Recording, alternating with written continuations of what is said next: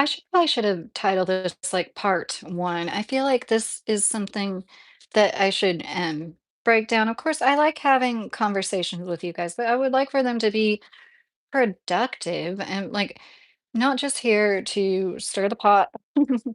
um, it's like the kind of things that I've been wanting to get off my chest for years now, ever since I became a stay-at-home mom, ever since I was barely what, 20 years old? I guess technically I was 19.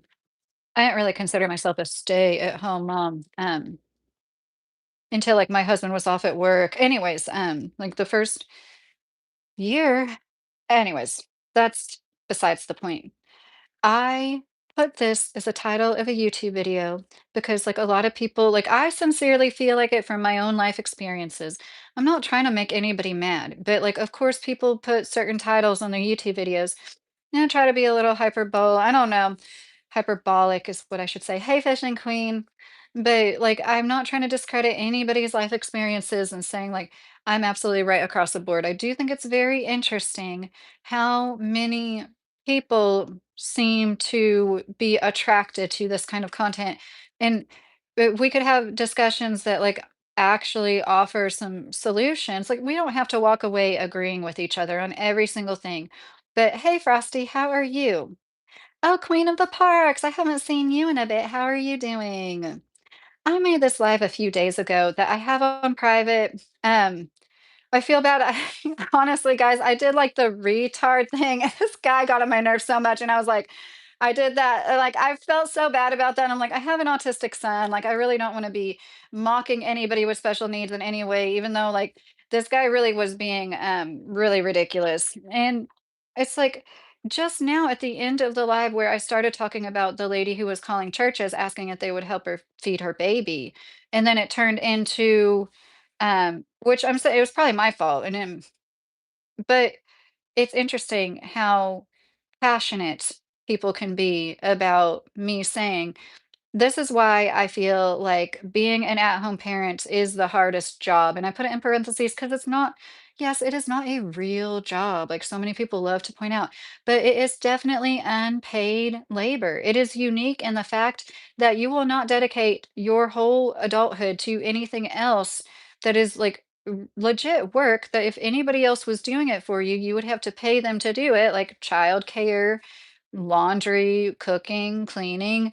And all of these things, they get dismissed so much by people. Somebody in my last live just said 3 months out of the year he watches his kids. I really don't know what the situation is, but it's just like by saying it's easier for me when I work out of the 9 months I work, and then the 3 months are my easiest months. I'm like, I don't think that anybody that really looks at childcare as easy has done it. Like when I'm talking about being a stay-at-home mom, taking care of a child in their most formative years. I'm sorry, I don't really do a disclaimer. We can talk about anything and everything in these lives, okay? Adult subject matters. And if you're anything is gonna trigger you, I'm sorry, especially when it comes to, like, having kids and that kinda stuff, I'm sorry, I really don't wanna make any woman, especially out there, feel bad. But to be pregnant, have the babies, and sustain their life after, whether you nurse or not, to take care of a baby and feed them as much as they need fed is absolute hard, constant work. It exhausts a person for years after. You deplete your body. I think we make this look too easy as women because it does come naturally somewhat, but I still think that we don't even tell other women how much we go through realistically. And like men, it is so terrible. I saw this video. I've seen this woman talk before, but it was like more of her video because she had a hysterectomy when she was 22, and she's talking about like the horror stories from hysterectomy groups. It's just horrible what women go through, and then the unempathetic partners they have sometimes I think that's what shortens a woman's life expectancy when she's married. It has to be being married to the unempathetic man that doesn't understand that while he may work a harder physical job, his wife's job is harder. If this is their situation, I'm assuming a lot right now, right? I'm just talking about people on my same path. And I've worked before too. I've worked outside of the home full time, and I was the breadwinner. Like we've been in different situations. That's also something I wanted to bring to the internet. Like Ideally, you're flexible. You're not like rigid in your gender roles, like you work the whole time. Yeah, I'm back, buddy. And yes, and I said that, and I don't know if you caught it, Fishing Queen, but I was like, I feel like one reason, and I'm not the only one to come up with this. I saw somebody else say this, and I'm like, yes, especially after all my health issues, diagnosed with PCOS at 16. I've had horrible, horrible periods since I was 10 years old. I don't know of any man, and I know they're out there, okay? I know there are medical conditions. I'm just saying personally, I don't know of any man that like start developed a medical condition during puberty and had to suffer with it every month of his life from that point forward. I know a lot of women that are so sick when they're so ridden with pain that they're nauseous. And like you don't realize it affects you like gastrointestinally. That's what I'm saying. If men had periods, like I'm not saying that facetiously. I believe it with all my heart. I think they would have like days, like period days off and stuff. Like the society would revolve around the fact that they had to deal with that. And I know not all women have like the same horrible periods, but this is part of why we just like suck it up. As much as people try to act like women are the ones that don't, like clearly when it comes to we're gonna stereotype the genders. Like it was even known that women tend to fare better when they are ill, and there's actually been studies that talk about how estrogen helps you when it comes to your immune system fighting illnesses. So that might be a legit reason why, And see, once again, I want to talk more from like my perspective. This is completely my opinion. You're entitled to your own opinion, but I don't understand the blatant disrespect at what should be considered at least the most important job. If you can't agree it's the hardest, can we at least agree that it's the most important job in the world is ushering the future of society into adulthood, to guide, nurture, give nutrition and sustenance to a human being in their most formative years. It's absolute constant hard work. And I do believe with all my heart, the people that think that it isn't couldn't do it themselves, and that's why it's like a coping mechanism. They have to believe, like, there's no way what my wife does, like, sitting at home because, like, yeah, that's the hardest part about work, in my opinion, is being on somebody else's time, having to clock in and out, and having to get up and go is the worst part, right? And so, if y and I can't talk for my husband, I really don't feel like he thinks like this. That must be a horrible way to live if you're like resentful of that person that gets to stay at home. And I think one reason he's not is because he understands, and from doing it himself, and just from knowing me, that like I'm not sitting on the couch watching Netflix. I would have to be sick to do something like that. You know what I mean? I'd have like a really like bad sick to be just like sitting down. And um the nuances that nobody understands in this situation that wants to like fight against me. There's no time off since 19 years old. I really haven't had a sincere week off. I've had a few days off, and that was when I had like medical procedures done and stuff that I was recovering from. And, there was a woman whose video I put in the description. I am gonna get in the chat soon. The description for this video, "The Midlife Anticrisis" is the name of the channel, and her video was titled, "Why Women Are Silently Quitting Their Whole Lives," and it's like 8 minutes long. It is so great, you guys. Please, if you're a woman, like, especially I think everybody should watch it, but let's be real, like, open-minded men are gonna be the only ones that are really gonna get it, like, but, like, yeah, men, if you've got a woman in your life, especially, like, it if you watch that and you don't walk away thinking like, "Oh my gosh, yeah, like, women do so much," everybody has their own unique situation. Maybe you are somebody who's never had a genuinely good woman in their life, and that is sincerely sorry. Like, out of the billions of people, there has to be somebody like that, right? There has to be people like that, so I'm not trying to, like, dismiss anybody's lived experiences. I'm really not. But we can, for the most part, agree. Most caretakers are women. Most people who take care of children who are an extension of women, as the small children are, they are women. And it is the most important job because that literally shapes all of our communities and future, all of society's future. So if we can admit that, can we start to understand how maybe the job that is also the most important because it is so much involved. There is so much going on. I remember growing up, was it a psychology class? Like they would say like men are the multitaskers. Some class I took said that, and like women are better at like one task at a time. And I remember like no, that's not true. I'm sorry, that is not true. That is so not true. Once again, I think it's like individual basis, right? Some people are better like than others, but like the older we get and the more like the adult woman has to do compared to like even if you do work full time and you're still usually the bulk of the domestic duties at home, you still are the one that forms the community with your family and friends, the one that stays in touch with your loved ones, like you tend to be the one that sends out the Christmas cards at Christmas time. You know where I'm going with all that? Like, it's so much, and I don't believe that we literally need to get paid for all of this unpaid labor with monetary compensation, but I think it would be really nice if people started appreciating, yeah, it really is work, and it might not be like 8 to 10 solid hours of, like, physical work, which, let's be real, most people don't work like that. Even in a factory, we didn't work like literally, like even on an assembly line, there was downtime sometimes, right? Like stuff happens. You can't always work. So anyways, especially a lot of people's jobs now, like no, there's people that work office jobs that do work very, very hard. Like just because you don't work a physical job doesn't mean that you're not mentally stressing yourself out and therefore your whole body. People that sit down all day are like more prone to having heart attacks and things like that. And that's because it's unnatural. We're not meant to sit down all day as human beings either. That's also hard on the body. So I think it's all messed up. And honestly, in the perfect world, my view would be we would all be more self sustainable. We'd all have like big gardens and businesses at home, just like it used to be. And we patron each other's businesses. And I think everybody would be happier and better off.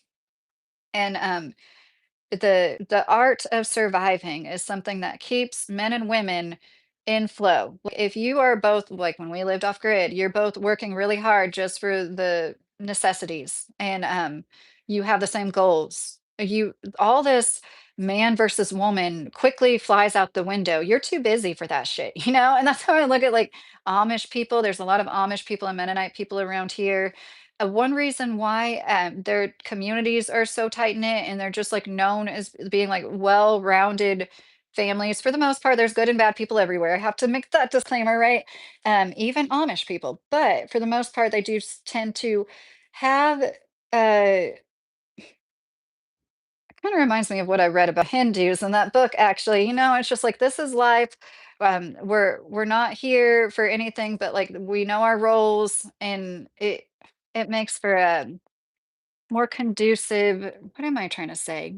I don't want to say happy because they're not happier, just better communities. I'm 45, my kids are 23 and 25, already married. No people who are my age still raising kids. I would not have the energy. Oh, the goddess of witches. I like your name. I know what you mean. I had my first one at 19 and I did have one at 30. So people are like, "Oh, you're starting all over again." And I was like, "Why do they keep saying that?" And then I understood when he was a few years old. I'm like, "Yeah, we did start all over."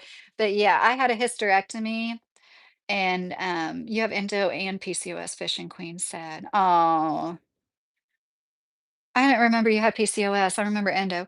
I just subscribed here so I could comment. I just watched some of your vids and I'm sure it will inflate your head. I'll unsubscribe after, but you, Karen, are the problem.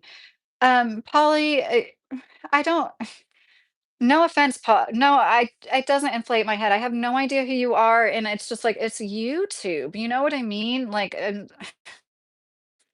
I don't so presumptuous. Seriously, you men are like the most emotional, irrational, presuming, like everything you think about women, you're becoming that. And it's like I don't know if it's society emasculating men. It's like the way that feminization it's so bad to be a woman. It's like you being out of touch with your feminine side is causing it to like scream and like lash out at all of us. Like it's for real. Like, I don't mean that as an insult because I don't think it's an insulting thing to be a feminine man or like because most men, we all have feminine and masculine energy inside of us. Most men are masculine dominant. Most females are feminine dominant, right? But like it's okay to not be that way. Be whatever the fuck you want. And then it's like people like you, Polly, like what videos did you watch that would make you think I am the problem? Like my video where I said how feminism harms us all, where like that's what I'm trying to like. I understand the nuances of like every situation I talk about. That's the thing. You're never going to make me feel stupid because I understand where you're coming from, even though I don't agree with you, because I know you're a product of your environment and you're somebody that has all these different experiences that I don't. I don't care to make you agree with me. That's not my mission in life is to make everybody agree with me. Um, Triggering people and people after clicks and shit for money. So many of my videos are so boring. Like I'm trying to trigger people making videos about caves in Kentucky. Okay. And anything I do that's like a trending topic, that's YouTube. You make videos about other YouTubers, topics. That's how you get in the algorithm. It's just that's what somebody else said. Are you chasing clicks? I'm like, yeah, I'm chasing clicks. It's YouTube. Yeah, I want views. Why do you think that's going to insult me? Um,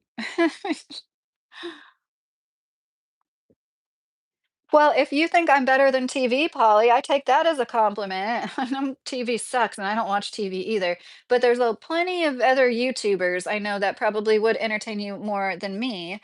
But if you actually had like something to add to the conversation, I do like having discourse with people, like respectful conversations with people that think differently than me. I have yet to have a man really explain to me why I shouldn't be able to vote. But the people that commit over 90% of violent acts and crime should. Hey, Gary. Thank you, Gary. Um, Polly, do you go to your fishing boat? You were the fisher, right? Like, isn't that for money? Is it a bad thing to want to make money? And if I can make it while interacting with adults after a long day of child rearing, I look at that as a plus. You know, like I homeschool my special needs kid, and then I get on here at night. I don't have the wherewithal to edit videos like I should be doing. I should be making edited videos because honestly, Polly, like live don't make a lot of money. I don't care. I have fun with you guys. But edited videos on YouTube make like if you knew the like per thousand views that I get from the lives, like even my lives with like 9,000 views, I don't get much. And that's fine with me. It helps build up your channel, it helps you keep your watch hours and get subscribers, you know? And like I think that it is it's so easy. That's why it is so much easier to just press the button and talk to you guys and do an edited scripted video. The goddess of witches said, Fishing Queen, oh honey, I know how you feel. After I had my first child 25 years ago, the cramps went away, but I developed other symptoms as my back and legs, horrible pain. Yeah, the things we go through. See, that's what I'm saying. So, like, when you make the decision, and I focus on stay-at-home moms, I know they're stay-at-home dads, okay? I'm focusing on stay-at-home moms here because moms are so undercut. Motherhood is so underrated. And I honestly feel like more often when a man does it, he is revered more. Of course, like, there are going to be people that put him down for it. But you know what I mean? All in all, like when my husband stayed at home for 18 months, I don't think anybody called him lazy once. People call you lazy left and right when you're the mother that stays at home. Why is that? And they come from our bodies. Why is a dad bod a thing? Why don't we say mom bod like is an endearing term? It's so that really messes with me. It's okay for a dad to be a little pudgy and be, you know, not have the same body he did in his 20s. Oh, he's a dad now. Ha ha ha, dad bod. But like we're still not allowed that. And we literally have the babies. Our bodies change forever. The only time you accumulate fat cells besides puberty, after you're full grown in adulthood is pregnancy. And that's one thing that like they don't tell us that. They're like that's another reason why a lot of women they gain weight. It's harder for them to lose it. They literally have gained fat cells, not just weight. Like they have gained more fat cells during pregnancy. And and this is another thing. As this is just like a rant. This isn't even on topic. Why is it considered a geriatric pregnancy when you're over 35? That's a misogynistic man that came up with that crap. Why isn't it geriatric pregnancy if the sperm is over 35, though? And they've actually found out more and more lately that the sperm is what degrades, not the egg. That more genetic defects and stuff are coming from older men and their sperm. And I was thinking this don't tell me that, and I could be wrong, but don't tell me that some fertility doctors out there haven't seen the writing on the wall. Don't tell me they haven't seen old man after old man after old man with a woman. with I hate to say this, I have a child with special needs, so I don't wanna, like, make anybody feel bad about anything because you never know exact sometimes why your child is the way that they are, but just really interesting to me, I just wonder if anybody's ever made the connection before, and I know I should be making my own tea that this, like, has microplastics, somebody always says it, and you're right, like, if you were about to say it, I'm not making fun, you're right, and I should be making my own tea, and I do sometimes. Society sucks, LP. I agree. Okay. And I hope that like we can all just like form a community where we can if you guys ever think, "Oh my God, I do not agree with her at all." I really do want you to know I still love you and I want you to be here as long as you're respectful. I mean that. Like we're all in this together. None of us asked to be here as far as we're concerned. Maybe our souls did before they got birthed into our bodies, but like I just try to like be extra nice to people because um yeah, I look at like we're all innocent babies. Like all these guys that get mad at me for saying these things, they were like a little sweet innocent baby at one point in time. The whatever happened to them shaped their personalities and made them who they are. And oh, Polly, you're still in here? For some women, not all. So you can't speak for all glass ceilings got smashed. Well, I know it does seem like I speak in generalizations a lot, but I'm not ever speaking for all women. Fishing Queen, my husband has to sleep in the other bedroom when I'm on it. I don't want him near me. Maybe wake him up. You know me, you should understand. Oh, Fishing Queen, I'm not seeing your comments. He could sleep through if someone brought a wrecking ball or marching band. Oh, he's sleeping. You're groaning. Oh, I'm so sorry. Um, so yeah, I was a stay-at-home mom and there's more work at home than a 9 to 5 job. Thank you, Goddess. That's what my whole point was. I've worked kind of recently in a factory, 10-hour shifts, sometimes 12-hour shifts. There was a woman, a fellow YouTuber, Diamond in the Sticks, that was in here in my last live. I was talking about it. She said the same thing. In her opinion, she would rather have a job because it's easier. You go and of course I had my husband at home doing my laundry, doing the grocery shopping. But if I was like literally all by myself, I think that I would be able to keep up with all that stuff too. But I didn't have to do anything for the kid. I remember thinking that like a few months into it, like, this is awesome to like have fun with the kid. I feel like this is what the man feels like. I just get to see my cute, sweet little kid for a little bit every day, and he's always happy to see me. I hardly ever have to deal with any of the bullshit. And like I'm refreshed and happy on like the 1 or 2 or 3 days off each week that I do get to spend with him. I'm like a better parent because I haven't had to deal with him the whole week. And it's like the people that like rage against this concept that being a caretaker of a home in a whole family unit for decades of one's life is the hardest job. This is, I'm trying to explain the nuances. We don't get compensated for it monetarily in this world where that's all that matters. And I don't think it's fair when a man's value is placed solely on what he provides. I don't think that's right. My sons are worth so much more than whatever amount of money they'll be able to make. And like as the human beings, we all have inherent worth, right? But Providing. imagine providing yeah, unpaid labor, providing so much for so many people, and therefore your community all around you. When you are raising children, you're raising them right. It's a community like that is benefiting from that. Okay, um, I totally lost my train of thought. If you are doing all of that, um, it's getting late. Jeez Louise, I was on a roll there. It's it's just so more effort. And unless you, like, have done it yourself, you're not gonna get it. I'm sorry, I lost my train of thought, guys. I feel like a dork. That's a risk you take when you go live, right? Um, Luckily, I don't mean to be too much. I just realized, oh, Fishing Queen. I'm a vegan, don't like taking medicine. Now they're making ibuprofen without dye, so I just took two. Goddess of Witches, that's good to know. I have thyroid nodules, so I take children's chewable, and they all have dye. I hate that. Why do we need to put dye in like everything? But anyways, I really want to The midlife anti-crisis lady, I linked her video. It's in the description of this. She said why women are silently quitting their whole lives. And she said, this is a quote from her: without maternity, there is no economy. Without maternity, there's no economy. Without women choosing to devote themselves to children, child rearing, and sometimes homemaking, most of the time homemaking with that, it, there would be no workers. Like the chicken or the egg thing, it just seems to be so lost. Like the men that think that all that matters are that men do construction jobs and infrastructure, and I do, I get that. Okay, I've said it many times. I think plumbers have saved more lives than doctors. Hot take. Plumbers have saved more lives than doctors.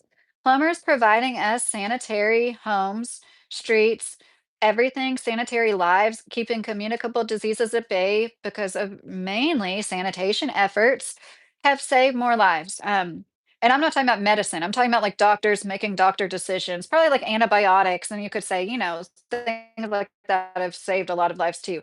When you really think about how important it is that we have running water, hot water that's available. Infrastructure is so exceedingly important, like definitely.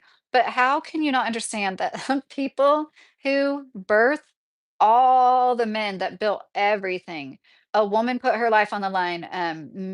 Many women passed away, and it's still egregious what our infant and maternal mortality rate is in our country today. It shouldn't be so. We spend the most on healthcare, and that shows how little we care about women and children. And half of those children are males. I don't get it. We like look down on the most vulnerable of society in a way that's like we're doing a little bit better, but we're still like I don't think people really realize like how badly just the fact like bestiality wasn't made illegal till like 2017 in Kentucky, things like that. It's like Uncle Incel, hey, how are you, Uncle Incel? The goddess of witches. I'm glad you found my channel too. Um, I do have a lot of opinions that are like, I'm pretty much a centrist, but like, I just feel like a lot of people probably get turned off by like something I end up saying. But yeah, and I do that with, you're allowed to unsubscribe if you don't like something I say, but I just can't stress it enough. Like, everybody is welcome here. I'm very open minded. I think that we can understand each other without agreeing. Like, you can understand where I'm coming from without saying, "Yeah, she's right. Well, Lydia said that being a stay-at-home mom is the hardest job, and I agree with her." I'd be like, "Okay, I can understand where she's coming from, that since she was 19 years old, she's, like, seriously not had a real week off work." At least I get it, guys, like, you don't get enough time off. None of us do when we work. None of us get paid enough. And that's part of, like, the survival mode people are in that's making them, like, lash out at each other and fight with each other, and I don't wanna be a part of that, and I'm not trying to, like, incite anything just to I'm not I really don't make that much money from YouTube. I've been honest about how much I make. I made like 270 my first month, like 500 something the month after that. And then like this coming check, I actually made a little less than 500. I'm completely transparent because I know what it's like to like be the person watching the person whose channel is slowly growing and kind of like wondering what's going on. And if I had more edited videos, got good views on my edited videos, I would make a lot more. And I'm trying to like focus on editing. I can't find the time because to be like in that mindset where for a few hours, it's like a creative thing. You have to be in the certain mood, right? I can barely ever find the time to do that. I can't do it until my kid goes to bed at 8 to 8:30. I literally and then by the time he goes to bed, there's like so many things I have to take care of, or I want to take a shower. There's like all these things that I want to do, and then I'm just ready to go to bed. Sometimes I literally go to bed at the same time that he does because I'm exhausted. Um, that doesn't happen when I work a full-time job. You know what I mean? Like, because like I worked like the 8 or 10 hours and like I'm still like wired afterwards. Like, there's a special kind of exhaustion from caretaking, from never knowing when somebody's going to need you in the middle of the night. And I know a lot of moms, like their kids don't need them. My kid sleeps through the night now, but it's like once you get past that, they're still, they're older. They're not doing that anymore. It takes so much out of you. Um, I don't think that they really acknowledge this as much as they should. A lot of women get dental issues. Like, if you don't have the minerals and vitamins for your child's body, you will literally leach them from your own bones.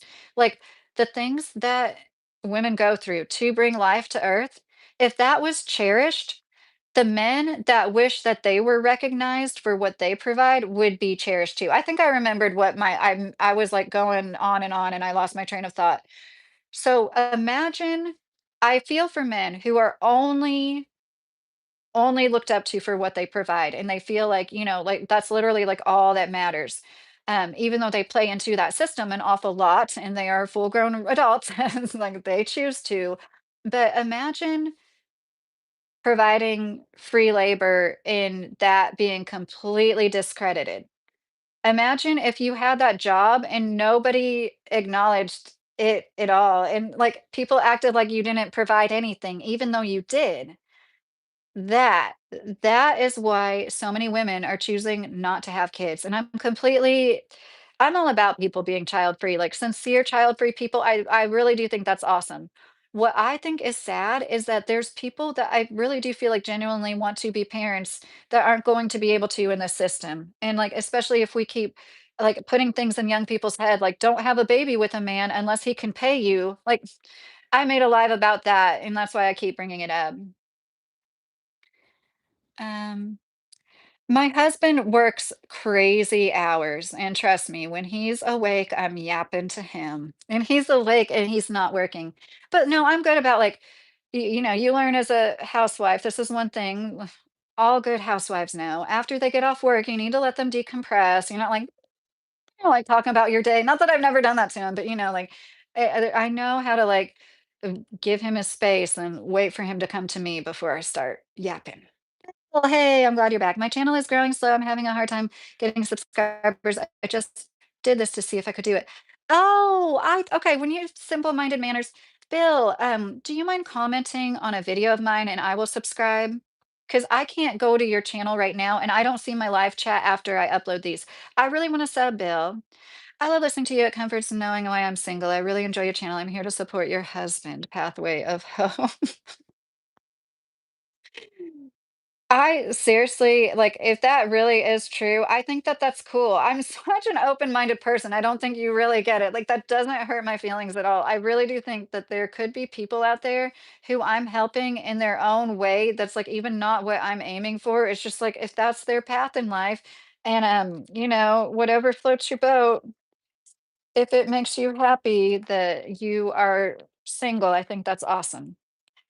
So most stay-at-home moms have a source of income. From what I've experienced with home educating moms, especially, yeah, it's usually a pretty small source of income. Okay, like it's not part-time job. A lot of them they will like sell things at festivals, or like some is like legit cleaning houses. I know this one homeschooling mom. She was so cool.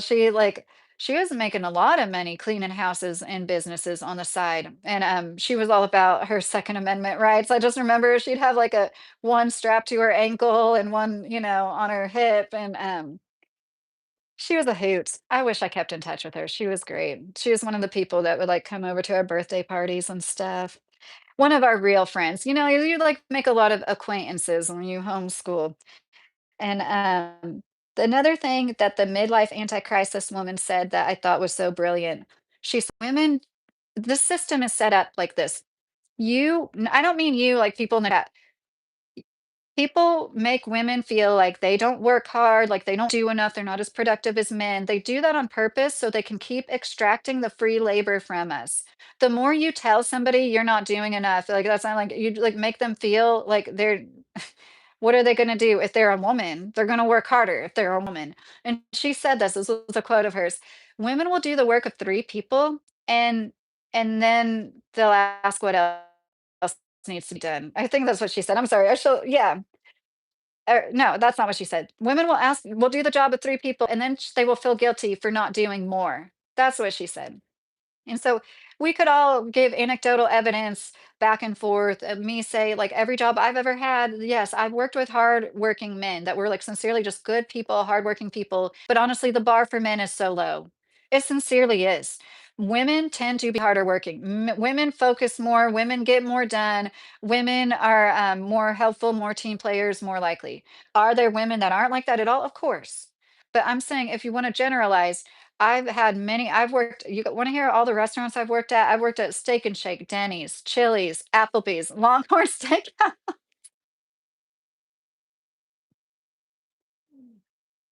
I think that's it. And then, I worked at a timeshare resort. I worked at Target and made weighted blankets. But anyways, I've worked at Walmart distribution warehouse. I've worked at two Amazon warehouses. I've worked at three car manufacturing plants. And I can honestly say, yes, the men that are really good hard workers, they're like the best people that make up for all y'all lazy ones. Like they really are. They're like talk about the glue that holds society together. So I do understand the sentiment that like we all need hardworking men, the men that kill it, keep build everything, keep society going. Like, and I agree with that. I've never denied that. But they do it because they get compensated. I said this in my other live about it. Being a mother is the biggest ego death you'll ever have, and that is what men are missing when they talk down to women about how they're lazy, they don't really work a job. And this is probably part of why they wanted to keep us out of the workforce because they didn't want people like me bringing truth to light. In my opinion, yeah, this shit is harder than working a lot of full-time jobs. Now, is it harder than working on an oil rig? Once again, I don't think literally it is harder physically, but when you think about the decades of my life, I'm walking away with no retirement fund, no compensation, nothing to show for it, but like I said, my children, which is enough to me. When you want to compare the two lives, it's like you work those hard jobs for a reason. You get the respect, the recognition, and the pay. And all of those things are why men work those jobs. Let's be real. They feel good, they feel productive. If I had a big, strong, able bodied man body with less than three hernias, I think I would like to do that too because even in my body, I like to work. I like jobs that are more physical to stay on my feet. It's just the way some people are, right? And like just because you're a man doesn't mean you're built for physical work all the time either. Like it's just so ridiculous how we pigeonhole people into roles. Okay, my chat wasn't moving, and I thought it like sincerely wasn't moving, and this whole time it was. My husband protects and provides, and as far as love, I give that to myself, the goddess says. I like that. Fendi! Hey, Fendi, how are you? I'm in my 50s, retired from over road trucking 30 years. I kept wondering what dating would be like. I no longer wonder thanks to your self-help channel, Pathway. Um, you know what, Pathway? I think that's really awesome. If you had, what is the most scenic state? Every trucker I ask has said the same state, and I want to see if you say the same state, Pathway. I am sorry, y'all. I can't. It hurts so bad. Oh, Fishing Queen. I'm sorry. Um, it's a gray area. Does anyone know what color an elephant's belly is? It's a gray area. Oh, Polly, that took me a second to get it. Now I get it. You and your dad jokes. That's one thing you'll always be better than us at. Your dad jokes and your puns and your plays on words. Mr. Carey, that looks like you punching me in the face. Ha ha ha. Oh my gosh, I missed it. Gary said that makes sense. But if we correct you, lass, will you SHOOT me? Oh no, Polly, not unless you like start walking around the woods in the back of my house. We Kentuckians are serious about that, our GUNs. Man's bar is 37 inches. I know my bourbon sits on it. Oh, bourbon. Oh, it really does. Early in UK, also too early for punching, David said. Uncle Ansel, I'm actually a neighborhood expert myself, worked at Applebee's for 6 years. Oh, really? Uncle Ansel, that's cool. Applebee's was one of my shorter lived gigs. I became a widow when my kids were toddlers. I had to go get a job and found out a great one in management, but worked super long hours. Oh, goddess of witches, I'm sorry to hear about your loss. Pathway of hope and your children. I'm lazy, retired bastard. Well, 30 years of trucking is not lazy, Pathway. Have you answered me? Uh, Primo said Virginia. Primo, have you been all over? Oh, you live in South Africa. Polly S, were you hold on, it was Pathway that was the trucker. Do I have to mention you in one of my chats? Bill, I just need to be able to click on your just leave a comment. If you can't, is there no comment section on this video yet? If you don't mind like going to my post on my page, like one of my posts in the community post or any video of mine, because I get such few comments, I will see it. You won't play rugby like men anyway, but now we have women's rugby, which is bigger than Jesus in Europe. That sounds scary. I don't know that much about rugby, but I'm not into, like, contact sports. I just think it's sad how people ruin their bodies over and I understand, like, it's cool if you like to be physical and compete, but, like, us, like, grown people shouldn't be doing any of that. Thank you, it was a long time ago, 20 plus years, thank you, the goddess of witches said. Yeah, that must be tough. I one thing I bring up a lot, is just, like, one thing that keeps me stoic in a good way, I feel like, is, like, we're all gonna die one day, and if you just, like, remember that, it really helps you treat people a little better, right? Eh, Especially if you've lost people, you never know when after almost 5 million miles, the state that has it all is California to say most scenic state is difficult. Montana, Idaho, Washington, Maine, Colorado, Utah, so many. Oh no, you didn't say it. I'm not just saying this. I've had a handful of people, like seriously, 4 or 5 times say West Virginia every time. Every single time it's West Virginia. So I'm surprised to hear you seem to favor the western half. And I lived in California when I just as a child, but my dad stayed out there, so I would like go visit him. Southern California, like half an hour from the border, Escondido. And I do agree, California is so beautiful, and I never went farther than LA or what's higher, LA or San Diego? I never went farther north, but I always wanted to. And if I ever did like make really big YouTube money, I would want to own a home in California. It is special, but I just think it's only for the richest people anymore.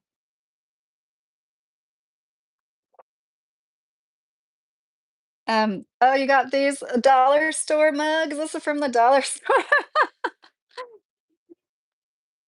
Fishing queen. I don't know. Before I go, Lucky, thank you. Hope you saw my last comment. Um, I really hope you feel better. Sorry, guys, I gotta go. Too much pain to pay attention. I'm really sorry, fishing queen. I almost feel like survivor's guilt when I see women complain about their Jake. Jake. How are you, Jake? Tell me how you're doing. Tell me something about you. I missed you. My actual husband is a greater man. Met him 11 years ago, and he raised my kids as his own. The goddess of witches. I love hearing that. Awesome. Um, so many things I want to talk about on my channel, and yeah, like definitely. Like I said, I think I already said this. I think it is important kids have like masculine role models, but that doesn't have to be the biological dad. And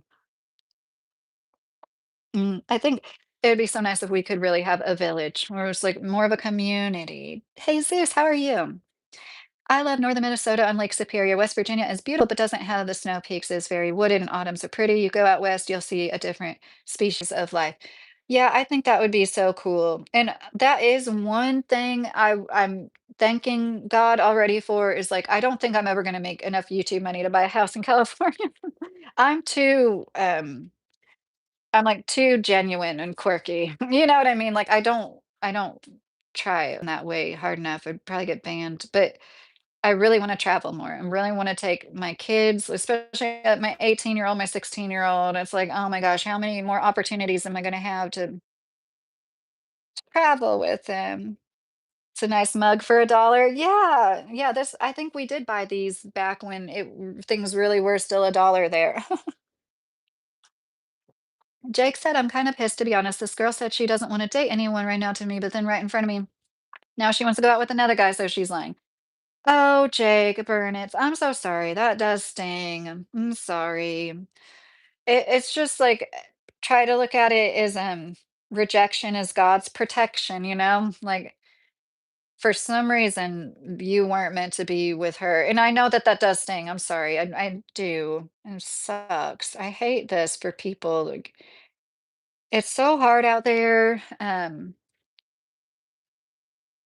And yeah, Jake, I don't take it personally. If any, the way that women are, it's just like I've been reminded a few times lately, like I know there's good women that want good men, but so many women, and I'm not saying I don't know the other guy, but so many women are attracted to toxic men. So many, like this one person had a girlfriend, and I was like, how does that person have a girlfriend? They're like starting fights with people all the time. And then it clicked in my head. I'm like, well, duh, because girls like the bad boys, you know? And so like when I hear like a nice guy like you, like a situation like that, I'm automatically like, um it just makes me sad that, like, the kindest people seem to get overlooked in this crappy world, but like I said, it's just leaving you open for, like, somebody who's better for you. Fendi, I lived in Upper Northern Cali near Oregon for a year. The scenery was beautiful. Oh, I bet. You won't make enough money to buy a house anywhere near west anywhere west of Missouri, I know. And the property taxes, like, I mean, I would have to make a ton of money to buy a house there, even, like, the cheaper house, like, I'm sure my property taxes here are, like, $600 a year. Montana has gotten so ridiculous, I love Montana, I was just out there not long ago, homes are starting at 600,000 plus. Yeah, because of all the people are falling in love with it, right? There's, like, a bunch of people with money that have discovered, like, living in wide open spaces. Us, I always thought that every time I ever saw really nice houses really close together, I'm like, if you can afford like a this 300,000 back in the day when that was like a mansion, you know, if you can afford a $500,000 house, why wouldn't you buy land and build a house on it? You know, like why would you want a house right on a highway? Oh, it's crazy. I was alone for 10 years before I decided to date again. I wanted to wait until my kids were teens. My son was 16, my daughter 14. Oh, goddess, that's nice. When you met your current husband, that's really nice. It sounds like everything worked out perfectly. I'm sure your kids appreciated you taking your time. Holly, I spent time in LA on my last trip coming from small town Ireland, seeing the homelessness out there bleed my mind. Now, every time I go home, I see it in Ireland. It's tough. We all got a pool, actually. You make enough money to buy yourself a house out there on YouTube. Sorry, I didn't mean to say that the other comment. I hope you make money. Oh, Pathway, you're warming up to me now. Seeing I'm not so bad after all. But no, like, I know the homelessness, we left a small town in Indiana because of the immigration, and I am not against immigrants. I would do it myself if I was in their shoes, but I am against these policies that are causing all of this, right? And it's like there's no rentals in that town. And it was like I saw people, like homeless people behind the Dairy Queen. I've been living in that town off and on since I was 8, and I'll just never forget that, like, seeing the first, like, homeless people in there, and it, like oh, it makes me so sad, and, of course, I've lived in Florida and California, so I've come across a lot of homeless people in those 2 states, and, yeah, people just don't realize, and, that's another reason I think that I don't do enough content on it because I get all caught up in getting in these little tips about social commentary, but I do really feel like the only way out of this mess is to like vote with our dollar and be as self-sustainable as possible. I want to not give it. I know I just bought the shirt at Walmart today, but I mean, come on, $2 clearance.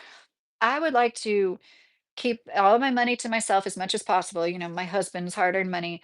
And if we all like so if we really can pull off like a sincere boycott, that doesn't mean all of us or even most of us, just like 30% of us could make such a big deal if we chose to not spend our money. And yeah, being self-sustainable, having everything you need on your property. Like we have a well, it's just not working right now, but like one of the things I want to get done is getting that well working and water, solar, garden, and you've got livestock, you know. Actually, I already read that. That's so nice of you, Pathway. That's disrespect, Jake, Fendi said.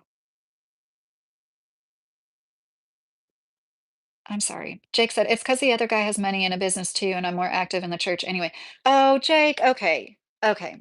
So I do, I understand where you're coming from, and I'm not trying to be dismissive of your hurt feelings. I'm really not. But like, as your like big sister, I want to tell you, like, um, it's the same thing as like when a guy would like make fun of my body after like usually I was turning him down, you know, and it's like look at it as a filter. Like you just had like somebody who is too materialistic filtered out of your life, like for good reason. Like you don't have to deal with that, and you will find somebody that's like more. And I understand you were attracted to her obviously, and like it is gonna hurt. Like, but that you're what you're going through right now and everything leading up to finding the actual woman you will be with will make that experience that much sweeter. And when you find her, you will be that much more grateful for her and you will know it even more.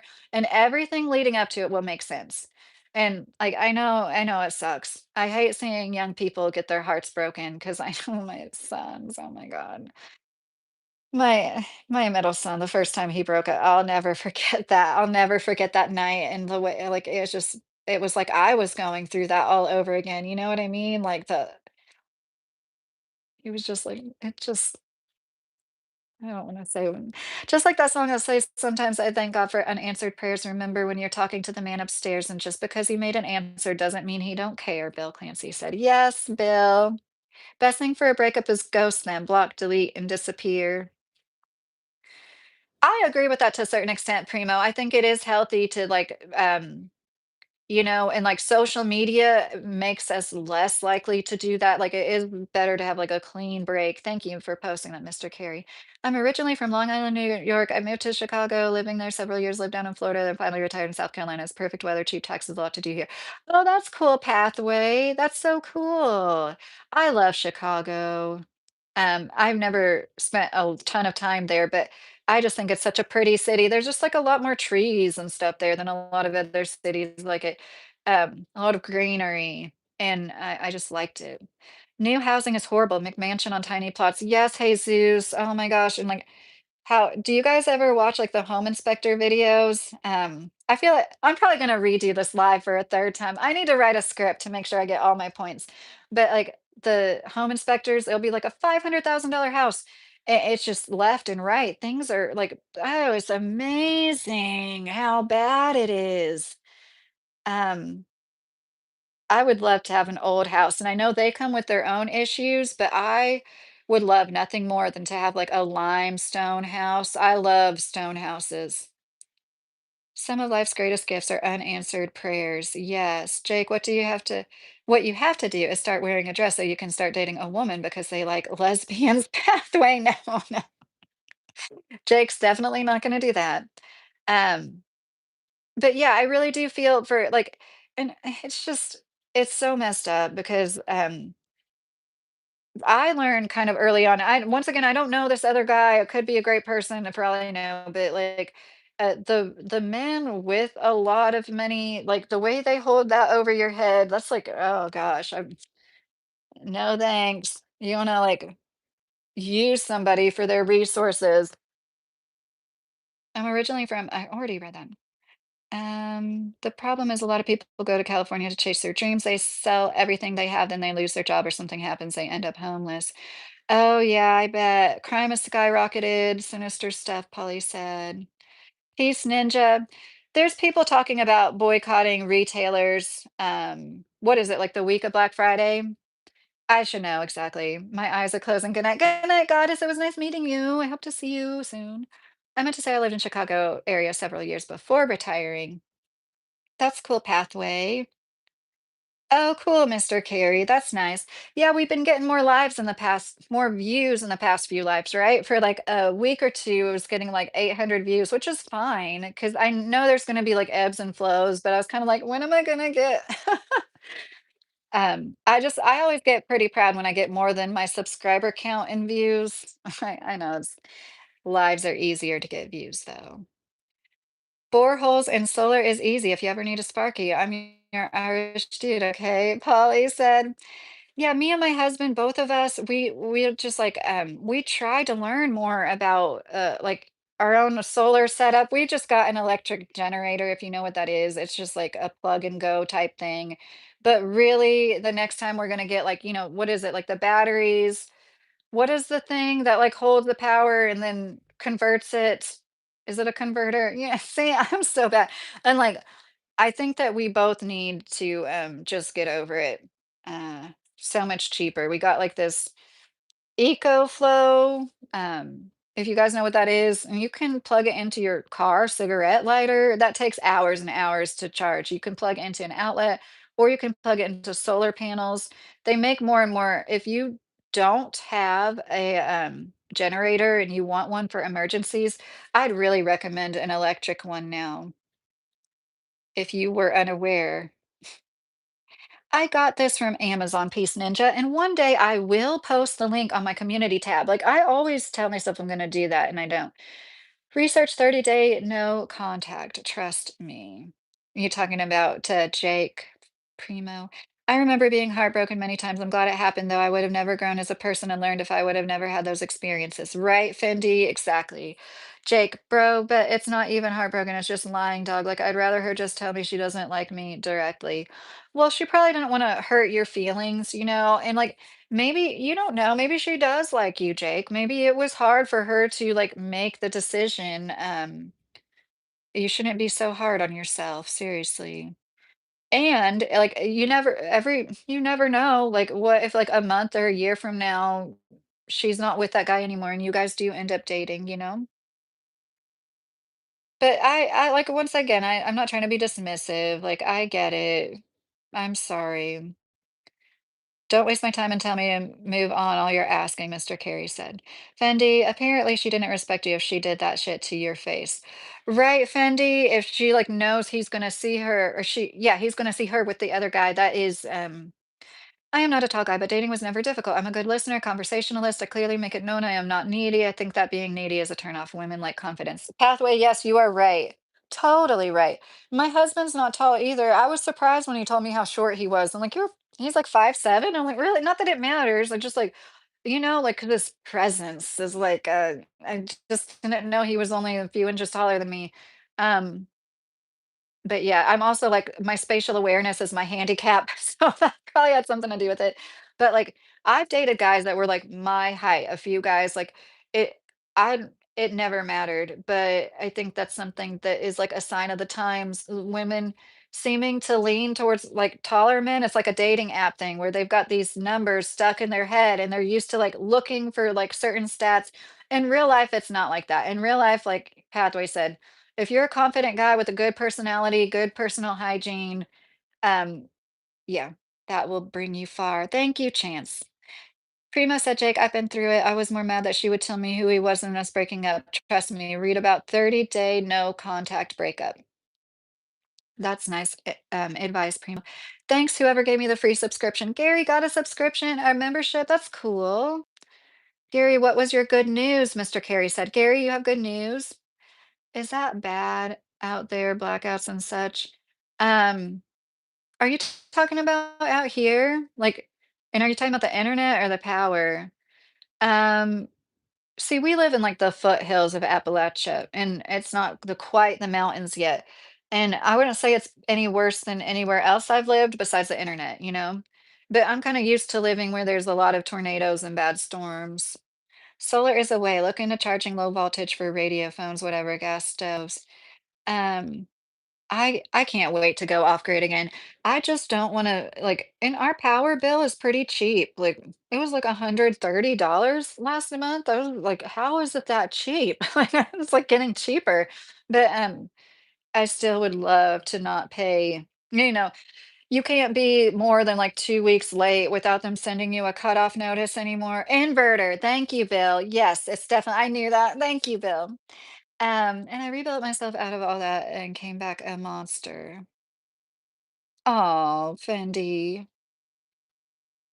Mr. Carey, what good news? Gary said, I think Mr. Carey thought you had good news, Gary. If I date long, okay, quit. I stop the conversation a day if a woman is too aggressive. I always like listening to interesting women in her life. Ah, pathway. Is that why you're listening to me? Holly, solar is away. Looking to chart. Oh, I already read that. Yes. I think that another reason why they're trying to like divide and conquer us is because they know, hi, Mel Marie, how are you? Hey, Melody. One of my first friends in school was named Melody. Haven't heard that name in a while. They want us to not share the information, the common knowledge, like the way people like off-grid stuff and like are attracted to learning about it. Like I think that they want less of that. And if they can try to divide us over our genders, over our religion, over any of our political beliefs, like when I was growing up, it was rude to do what they're doing with politics now, right? Sorry, my nose. It was like rude to be like, I like this person, and if you don't like this person, I'm not gonna like you. Like we didn't play like that in the 90s. And I remember like our school teachers asking an English teacher, somebody gave me a super chat. Jake, you're not dismissive. Honestly, I'd love to hear more of your thoughts on the reality of the status games dating. Do you think it has to be that way? The BS status games and dating. Thank you, Jake. You're always such a big supporter of my channel. It really means a lot, seriously. I don't know if you've heard me say, but like I made like 570 my first month on YouTube, and that was like, or I'm sorry, 270 my first month, and that was like 550 the second month. I don't know how anything hang on my nose. Anyways, um, and like you have to know, like that's you giving me big super chats like that, and that but the coffee donation you gave me a while ago, it was so nice, and like I really appreciate you, and you motivate me to keep going. All of you do with just good conversation, but of course the money helps, right? And like I'm gonna get a new microphone because of you, Jake. Um, so what exactly do you want to hear my thoughts on the reality of the BS status games and dating? What exactly do you mean by that, Jake? I want to make sure I answer you right. And oh my gosh, and I did hard it. Okay. I just think that everything is going to hell in a handbasket. It's unfortunate, and I really do feel for you guys, but like everything is getting worse because of social media, namely. And we're the first human beings to navigate through this new terrain. Like when I met my husband, it was on, I'm 38 years old with, thank you, MySpace. Bill said, I got to get out of here and go to bed. It was nice seeing you. Good to hear all the good advice. Good night. Bill, make sure you leave a comment on one of my videos or my tab or something. Okay. I want to subscribe to you and show your channel support. Good night. I hope you sleep well, Bill. Love you. Um, what was it? Oh, yeah. So social media, we're the first people to navigate this new terrain. And you really need to be gentle with yourself and really like and everybody else you're interacting with, right? Like this is crazy, unprecedented times. I do believe we probably gone through this before, like this cycle as a human race, but maybe I'm wrong. It gives me comfort to think we like go through the same cycle and it kind of renews itself because it has to, because like things are so unsustainable in this cycle. Things are so bad, and if you can get through it, if you can find somebody and like cleave to them and build a life with them, it will make all of it worth it. Like that's your goal, obviously. If that is your goal, I don't think that should be everybody's goal. I'm talking to Jake, who I'm assuming that's your goal, Jake. You want to be a husband and a father one day, right? And uh, the way you carry yourself, even if you're great in every other way, if a woman thinks, and I'm not saying this about you, Jake, but like the more you can just be okay with whatever happens, and I'm not saying this like you weren't cool, calm, and collected with that woman, but like if you could get to the point where you're just like thanking God for her, like thank you, I know it'll happen in the right time, and you just have like the confidence, like your every day is like you're carefree and you can sit in that knowing the timing it will play out when it's right. You'll probably attract it sooner because the way you're thinking right now and stressing over things like anybody would be, your energy is going to like push people away. And I don't know how much I think we're walking batteries. So that's why I say that. Like, I do believe, we have souls, but like our energy plays so much. And like, if your energy isn't mixing with somebody's, right, like you just weren't meant to be together, right? Like it's not about like just because you act right, you should be able to attract any and all women you want. But like the right person and the right timing is less likely to happen now because of all the crazy factors playing into everything. And you need to really, really like be confident in the fact that you think the way that you do. There's other people that are like you. There's other good people like you. There's women like me walking around raising young daughters for young men like you, right? So you just have to know that. And I should probably turn my lights off because like if I have these bright lights on in front of me, I get like headachy the next day. Jake, you can either go overseas to non-Western countries to find women that's traditional, or you can just stay and waste time playing needle in the haystack game. Choice is yours. Okay, I do understand where you're coming from, Fendi, but like I've heard so many people say that like they see, I almost look like better without the bright lights in my face. It's like highlights, I'll do floss sometimes too. Um, I just heard a lot of people say like women, they bring and they're gonna stay in their country, but if you bring them back to America, they start acting like the American women that were bad news, which I get it, guys, like I get it. But like um I wouldn't have been able to fall into this role with my husband if I wasn't like 19 years old and it just like all happened that way. Like it's so hard as a woman to like rely on a man and give your whole life to him. If that's what you want is a family unit, which I'm assuming, Fendi talking about like going overseas and stuff. I'm assuming you want like a traditional lifestyle. There are women here. There really are women here like that. They just tend to get married really young. So I do feel for you if you're like of any age looking for it. Primo, oh, dating sucks now. It's also transactional and app-based. The only way to win is manipulate them. LOL. Slow down, create mystery, and make her eager to see you twice a month. Well, I don't agree with like playing games, but I totally understand that concept. Female dating coaches say the same thing, like don't make yourself available all the time. They like the chase. Men thrive off of vasopressin. It's a bond, I'm sorry, it's a hormone created when they're bonding and it's a hormone created when they get stressed. I'm sorry, it's a bonding hormone for them. And so like men like the chase. I swear there's something like that with women too, though, because like that's the one reason why women like the bad boy, the unattainable guy. Does the same thing with. I'd love to be beside you talking about all this, Polly. People are battling with kids alone with hell, but battling with all the new age outside world influences, and it's fucked. Yeah, Gary said, "Paul, you're right. The world is going to hell." I see. Hi, LP. How are you doing? Thanks for coming back. I had a good day. Sunday is like our family day. Sunday is my husband's only day off. So, but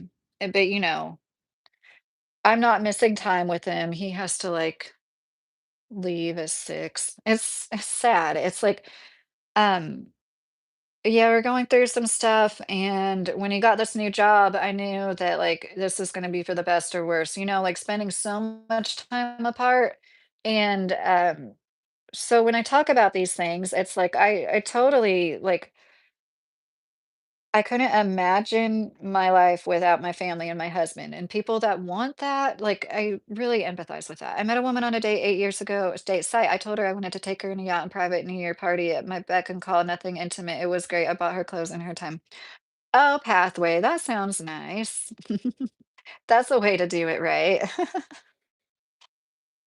Jake, did I answer your question good enough? And I've said this a lot before, Jake, and I just want to reiterate it. Like, I made some tick when I was doing TikTok. Like, I really hate that like high value man, and they're doing it with women, the high value man, high value woman, high value person, where people are like, Kevin Samuels came up with this criteria. You have to be like 6 feet tall and make $80,000 a year. And like, you have to have a network of people. I forget what else it was, but it's just like even harder for like everything is harder. Everything. Oh my gosh, especially networking, climbing up the economic ladder, making enough money. And men are already well, women have mental issues too, but men are already suffering mentally. Like, why put that on their backs that like they have to be this in order to be high value? How about you are here. Your body was created in your mother's womb. I believe God made a plan for all of us before that. The fact that you are here, your body is functioning, all the blood flowing through all your veins and capillaries, and on your heart beating, your lungs breathing, everything that needs to take place. And like the fact that it all working well enough in sync, like that's a miracle. We're all high value by the fact of being here, even if you can't, I was going to be like saying walking, talking, even if you can't walk or talk, you're still high value. And like people like my 8-year-old son who's nonverbal, like if we could like all see the inherent value in all human beings, I've seen some of the most like beautiful, talented, disabled people, who have like some of the strongest talents and capabilities. And it's so sad to think about like all the people will never develop their inner strengths because they were just like tossed aside as disabled. They can't do anything right. One of the most beautiful piano players I've ever seen in my life is this girl who is nonverbal. I believe she's blind too. And it's just Oh, Jake, a high value man is a man of virtue and of God. Yes, Jake. And it's funny.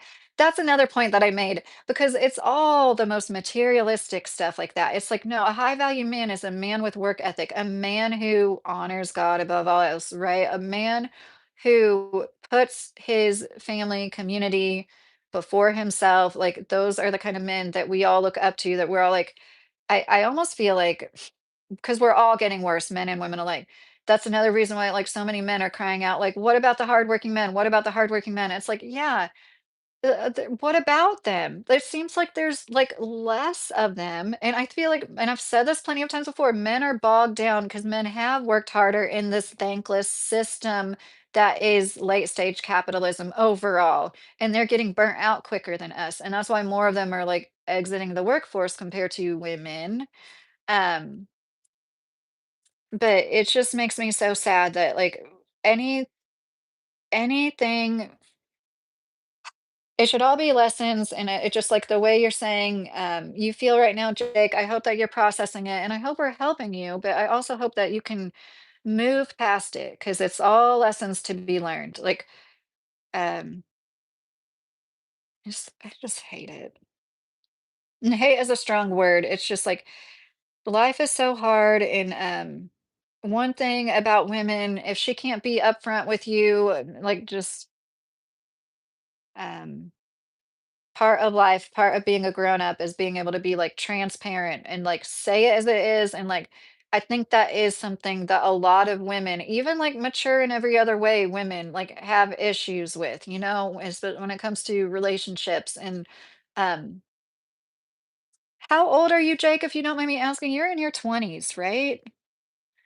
I do a lot of self-improvement, but do you feel low value for being 5'6", Colin? Oh, I don't know if you were in here when I said my husband's 5'7", but that's really sad to me. Don't let the world make you feel like that. Like the average height for like all men all over the world used to be like 5.5 feet tall not that long ago. You know what I mean? Like it's just crazy. I have a sibling, my sister is really short, and I know it's harder to be a short guy, but if you're a really short woman, you get made fun of constantly. Your whole people are still doing it to her. Like, it's crazy. People just like zero in and try to pick apart whatever they can about somebody, when they're insecure. And like most of us outgrow that crap, but there's still like the scragglers, the random 30, 40-year-old somethings that still make fun of people for being short. You don't need God to be a good person, Master Ozero said. Well, Jake is religious, and I do understand where he's coming from. And the way I look at God, Master, is like pretty all encompassing. So, pathway of hope, Jake, you are screwed until you correct your needy issues and lack of self worth. I look at myself as Hollywood. I'm too good for most people to be in my presence. Easy way. Yeah, Jake, don't, I wouldn't say he's screwed. I think he's processing his feelings right now. But like, you should be confident in like what you have to offer. When you said that thing about him like having more money, like just have like, I hope that one day soon you can be like, yeah, he has more money, but I'm higher up in the church, but I know I have this going for me, and instead of like it being a thing that makes you feel anything. It's just a fact you look at. Like if you're reading a dictionary definition of something, it's like the facts of life. It's like, okay, yeah, that guy has more money than me. Next. But I know that I have so much to offer, and um confidence really is I'm just venting here, to be honest. Yes, I've seen Jake talk on he has a YouTube channel, And he definitely does have confidence. He has enough confidence to talk about theology on his YouTube channel very well. So I don't think it's that, but like don't let the situation take away any of your confidence either, Jake, you know? You're 21. Oh, I know it's hard, and I don't want to come off as like, oh, you're just a baby, you're just a kid, but like you really are so young, Jake. You will, I am so confident that you will find a great woman and settle down sometime in your 20s. And I know like that sounds like, oh my God, I don't want to wait like 8 more years or whatever. I'm 29. You will. I'm more than confident you will. No one is truly good but God. We all fall short of perfection. Kazoo, Kazoo, I like your name. Rule one, date. You pay, you lay rules down day one. No BS, act as adult or date over, Pathway said.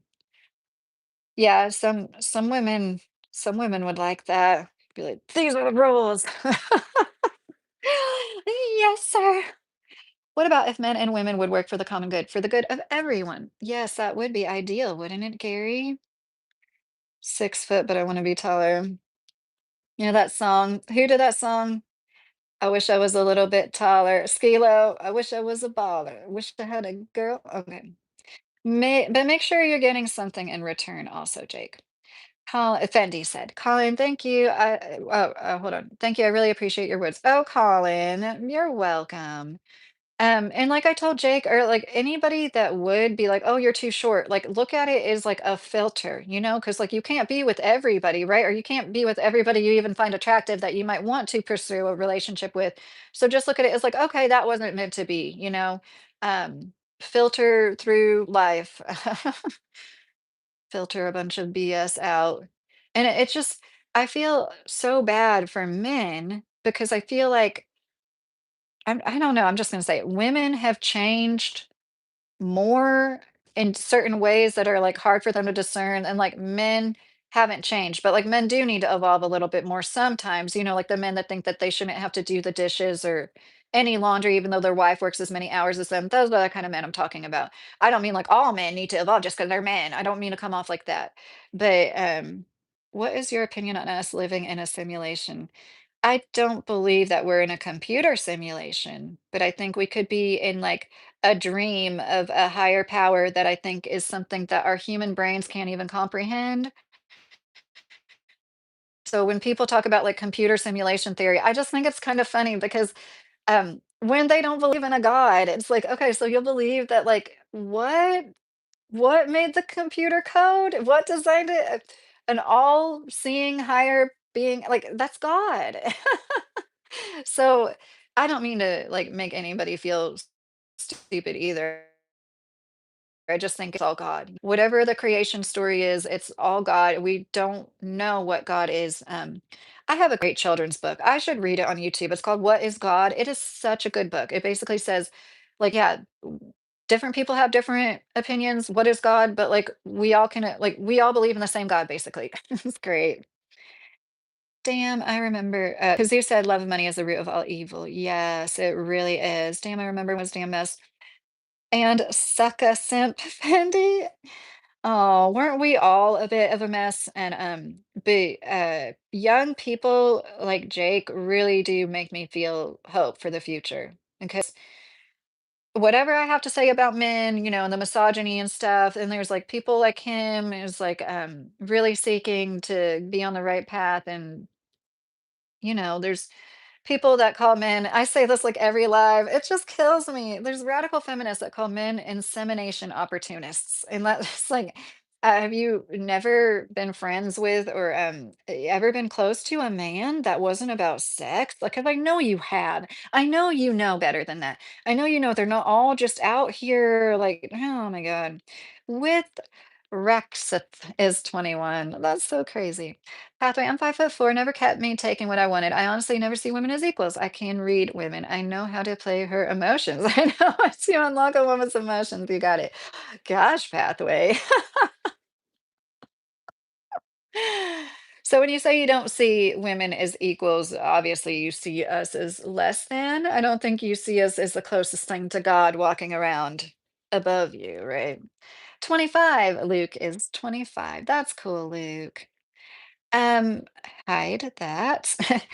Yeah, you guys that are in your 20s, like, I totally understand what it feels like to feel like you don't have enough going on. Like, you look around, you're gonna always have peers that are, like, doing more than you, whatever, like, your 20s is a weird time because you'll have peers that are starting their families, you'll have peers that are starting their careers, you'll have peers that are, like, sitting in a jail, and, you really need to be kind with yourself, yeah, especially as a man, there, I said it. You've got a little bit more time, and enjoy it. You will never be this young ever again, and you will have a family for the rest of your life once you sit down and start it. And I know it's easy for me to say, and if I was in your shoes, I did have a family when I was 21 years old, and yeah, so one of the messages I want to talk about is like how people tell people not to settle down young. And I don't want to tell everybody settle down young, but I just don't think it should be discouraged. Like that whole like, your frontal lobe isn't developed till you're 25. So like, so what? So what? And it's making it harder for people to come together. I want a woman who puts her faith first and will ride or die for me no matter the situation, Jake said.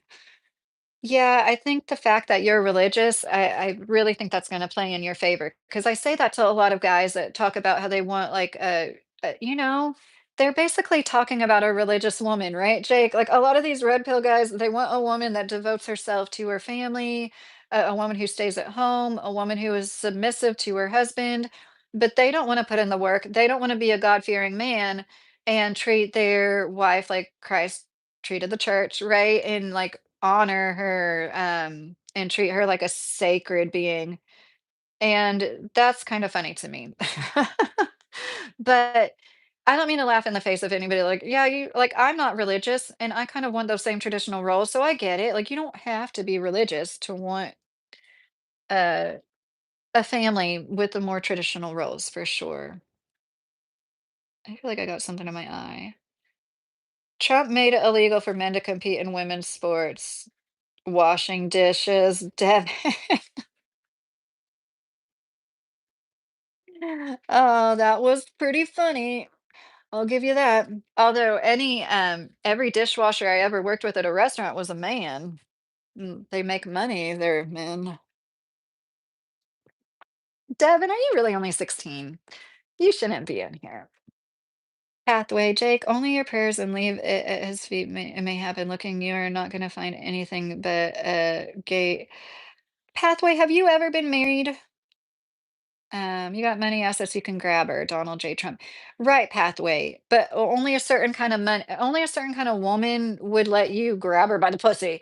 It's like the kind of person that I think Jake wants. That's a whole point. I can understand, I can empathize why that would be so frustrating as a man that actually has a good heart, a good head on his shoulders, and to see, like, other men that don't get women easier. But the kind of woman that's okay with that isn't the kind of woman you want in your life. The kind of woman that hangs out around rich men. Excuse me, guys. I'm sorry. I'm so sorry. It's me to extract the resources she can from that man is bad news. She's not somebody you want in your life. I know this is a horrible thing to say. I can't even believe I'm saying it. But if I was a man with resources like that, I would just pay for it. It'd be a lot less hassle. Um, you hang out with someone my father-in-law, found passed away in his condo, 80 years old. He did have cancer, so they just ruled it as cancer. His girlfriend, who didn't even live with him, wasn't even engaged to him, got most of his things. And we had to fight her in court over it. So just because you don't marry somebody doesn't mean they're not some black widow that has last I checked up on her, she was with some 90-year-old doctor. I'm not kidding, this 90-year-old practicing doctor. Um, so yeah, I just always have to add that little PSA. There's good and bad men out there just don't get why we all painted in the same picture. Luke, I hope you don't see oh, you seem like a great woman, thanks for your advice. I'm glad you said that because I hope you don't think I hate all men. A lot of the things that I say, I know can come off as like I'm trying to speak out about all no, it's like I'm trying to come from the perspective. Whatever gripes men have about women, especially like modern American women, A lot of it is a response to our environment, and that doesn't necessarily mean it's right to take it out on individual men either, right? Like, you shouldn't have it taken out on you, but it just helps explain why some women are the way that they are, right? And I have 3 sons. I know that there's good and bad people. There's good and bad men. I definitely don't think people are bad just because they're men. I don't movie creator, I don't know what your comment means at all. I'm 72 and still don't know anything, Gary. I'm sure you know a lot about a lot, but you aren't a wise person unless you admit that you really don't know much, right? Like, the smartest people know they don't know a lot. You're old enough to be my dad, Gary. My dad was born in 1951, Mr. Carey said. 8-track tapes and cars. Oh my God. Pathway. I see women as helpmates, not equals. Women are not cremated, created, not cremated. And women come from men for them. Men were it's funny how you created keeps getting corrected to cremated. Men were cremated from the dust of ground in God's glory. Well, if that's what you believe. I don't really believe in that creation story. And did you know? See, I almost think it's like in a it's almost like people knew about like mitochondrial DNA back then when they started talking about that. It's like you trace the lineage through maternal DNA. Your mom and your grandma is how you find out about everybody else in your family. You know that? And it's like your bulk of your DNA. But anyways, yeah, I don't want to come off as like I think women are better than men, and a lot of that starts to head there. But we're all human beings, and when you learn about intersex conditions, there really are a lot of people walking around out there that are technically both, or like they live as one, and they really identify as that and really look like it, but they're technically not. Like the human body is so complicated. So where do those people fall in? You know, Bill, or no, I'm sorry, it wasn't Bill that said that. I went to point the finger right at Bill because he's on the screen. Pathway, do you understand? What about those people? So I look at everybody as like human beings. I sincerely do. As much as I sound like I'm judging men, like I really don't judge them like that. Lola Bunny, I remember you. How are you? I made some comments on your contact little Kentucky homestead. I love you too. Good night. Okay, Bill. Oh, good. Thank you so much, Bill. Hope you sleep well. I remember 1969 Armstrong landing on the moon, and the 60s were a great time if you didn't have to go to the to Nam. Yeah, right, Gary, right. Um, nope, she's definitely not a gold digger. Oh, B asked, am I a gold digger? No. Fendi. No, Lydia, no tricking. I know it's unhealthy. Like that just came out of my mouth. I think it is unhealthy. As somebody who had high risk types of HPV, I do not recommend sleeping around in any way or paying for it. Pathway. I have been married. I'm married in my 20s to a very young woman. I was in the road so much, lasted 5 years, divorced 25 years. Oh, okay, Pathway. I love and respect women. I always have done. That's the way I've been brought up. Yeah, Luke. Guys, Jake, stay on here. I have to I'm sorry, this tea. I'm gonna run to the restroom. I'll be back in 2 minutes, I swear.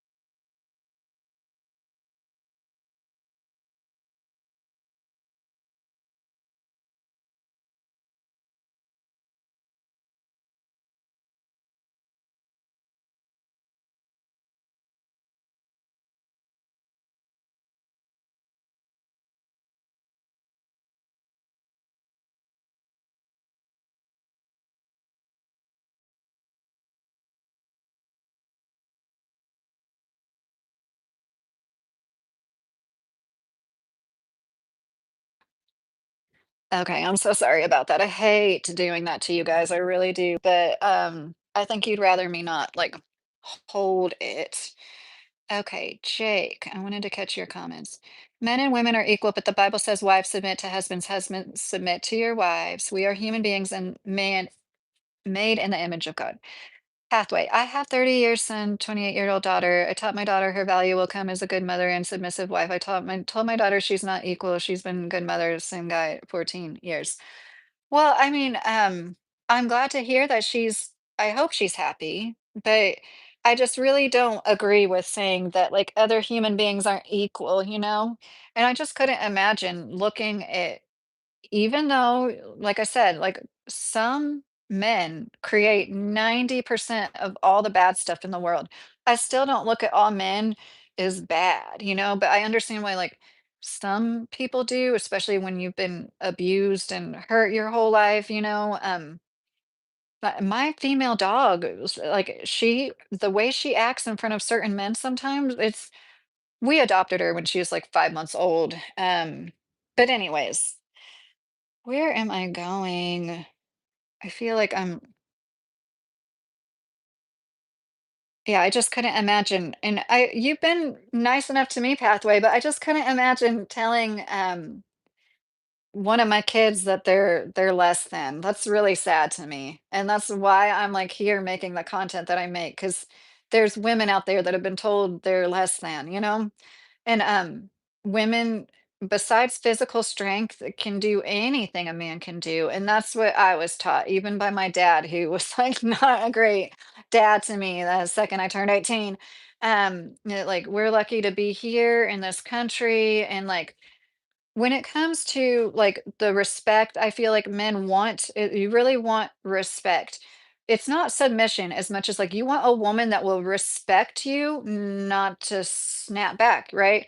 To respect you enough to not be a bitch, to not nag, or at least when she is nagging, to do it nicely and not put you down, not emasculate you. Like, I understand that. Women want all that too. Women want the respect and kindness and everything, you know? And, it's like it goes both ways, like, anything people say is, like, strongly desired by men, it's like, women want that too. And,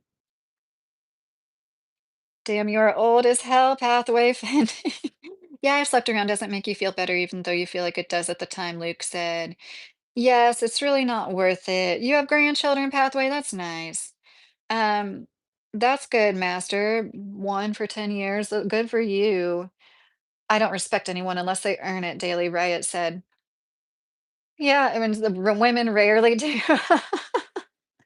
Well, you know, I mean, I respect everyone to a certain extent. I'm gonna treat them nicely, but as far as like what I'm talking about, like really being like in service of somebody else is what I'm talking about. Like really putting them first, always looking for their needs and trying to that's what men want when they say they want the submission. They want there's like a lack of respect.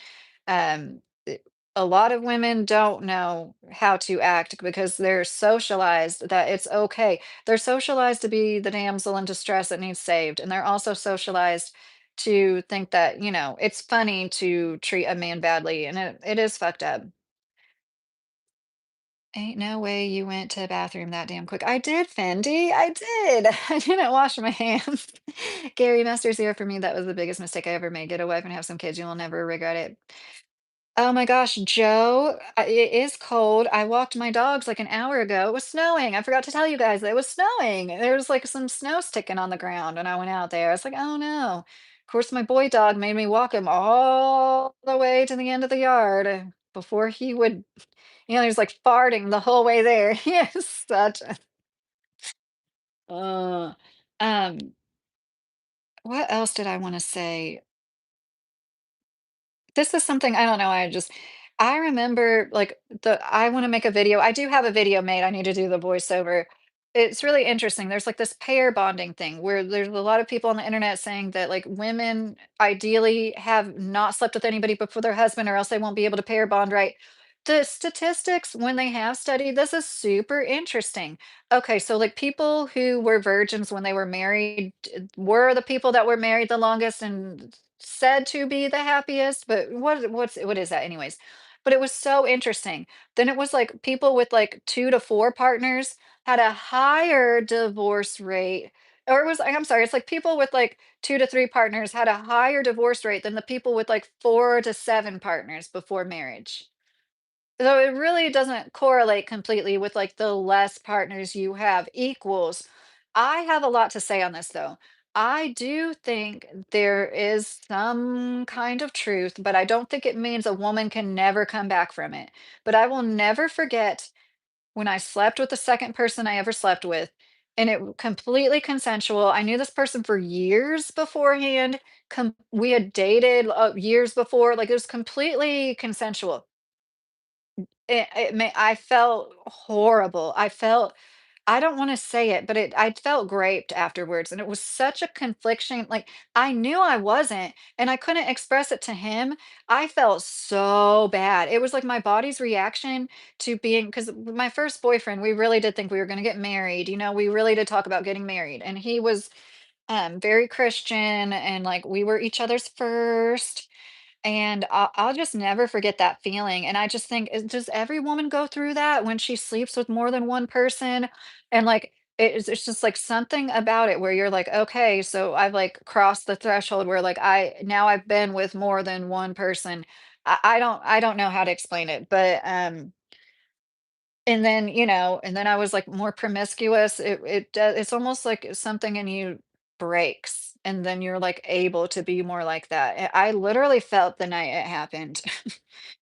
When my children growing up, my kids never spoke until spoken to. My daughter never spoke in public unless I gave her a nod. I assure you she talks back to her man, but she knows her husband has last say. What pathway? Yeah, I hope she feels like she can't. Like, this is how I feel when my husband, especially, is like the breadwinner. Like, of course, if you earn all the money, of course you're gonna have the last say, like, of course, but he's also the kind of man that, like, he wouldn't ever take advantage of that. Um, but yeah, I get it. I understand the natural order of things. You are my top fan, Jay. And I think that, like, this cycle, like, we are getting farther away from that. I saw this interesting take where this lady was saying more and more veterinarians are women. Like, the field is turning from being dominated by male doctors to more females than males now. Male veterinarians tend to have their own practice more so than females. The females get into these like franchise things and stuff. And because there's more female veterinarians, this was this lady's take. Because there's more female doctors, corporatism, is that the right? Corporatism, the corporate world is taking over the veterinarian world now. And like, like basically like creating these veterinary clinics and then like hiring the doctors to work for them. And of course, it's all women's fault. It's all women's fault. And it was great because it was a man reacting to this. And he was like, why isn't it looked like, yeah, the women aren't as likely to take on a business as the men because they probably have family and children. Like the female veterinarians are also doing more at home. So, yeah, they are less likely to take on the extra workload, extra hours, the extra risk that comes with having their own veterinary practice. But of course, it was some pick me woman talking about it that wanted to just be like, "Oh, it's that like how lazy women are. They're just like not as business minded as the male doctor." And like, why isn't it like why at this rate there's going to be more women everything than men except for like the most male dominated professions you can think of. Like the what is going on with men? What is going on with this world? And women don't love being the breadwinner. They have a hard time adjusting to that too. So it's just like the more we do this, the more we go on this trajectory, the less people are going to be able to come together, it seems like. No, my feelings are only mine, my responsibility. A good book on marriage is On Marriage and Family Life by John. Do you think I should buy that book, Jake? Because I've been buying books for my channel. But I got this book. I just want anybody to know if you recommend books to me, I might read it. Oh, and I got this is I got through he If any of you are into Jungian psychology, best books ever, okay? But see, these are like 80 pages long, the he and she. And I started this and I really need to get back on it. I need to make a schedule. So then I was excited to finally get this book because I've read those books off and on my whole adult life. I had them, my mom gave them to me. Now look at this. This is like 200 pages. But I guess that makes sense, right? And I am so looking forward to sharing this with you guys. I would listen to Jesse Lee Peterson on everything marriage. Joshin. Jesse Lee Peterson. I know who that is. I cannot like place the men do his life heavily depressed after sleeping with two women within a few weeks. Really, Luke? Thank you for sharing that, Luke. Yeah, I think it's just like our bodies way like and like I said, like I was attracted to this person. I had like dated him in the eighth grade, and then we like came back together in high school and like we were both like excited about and I feel bad like even talking about this, but it was like it was the most conflicting feeling I've ever felt in my life, and then I had to completely mask it. I couldn't tell him because I knew it was crazy, and I didn't wanna make him feel bad, but, like, I remember, it seriously, it was, like, going home and taking a shower and, like, trying to, like, scrub it off and just feeling so disgusting and dirty, and then looking back on it, it's like, yeah, I was just too young, I was too young with the first guy, I was with him for, like, almost 2 years. He ended up cheating on me, and he's still with that woman. So I was like, um, and that really hurt at the time, like just like speaking about like everything happens in its own timing for good reason. Like that hurt so bad. Oh my gosh, I couldn't go to school. I was just like bawling, crying. Even my mom felt bad for me. She never feels bad for me. And like now that I look back on it, it's funny to me because that woman he cheated on me with, they've been married for like 20 years now, and they've got three redheaded babies. They're all redheads, being redheaded together over there. Don't tell me that wasn't meant to be. And, yeah, so one day, you'll be like thinking about all the heartbreaks you went through, and you'll have a good person by you that, like, it will have all been worth it, I promise. Um, Over there committing adultery and shit. What are you talking about, Fendi? Who is? You're not talking about me, Fendi. No. I can see more women being veterinarians could like to be close to the animals that they represent. I don't know what you mean, that they represent the dogs? You wanna start talking about, like, men and women and dogs?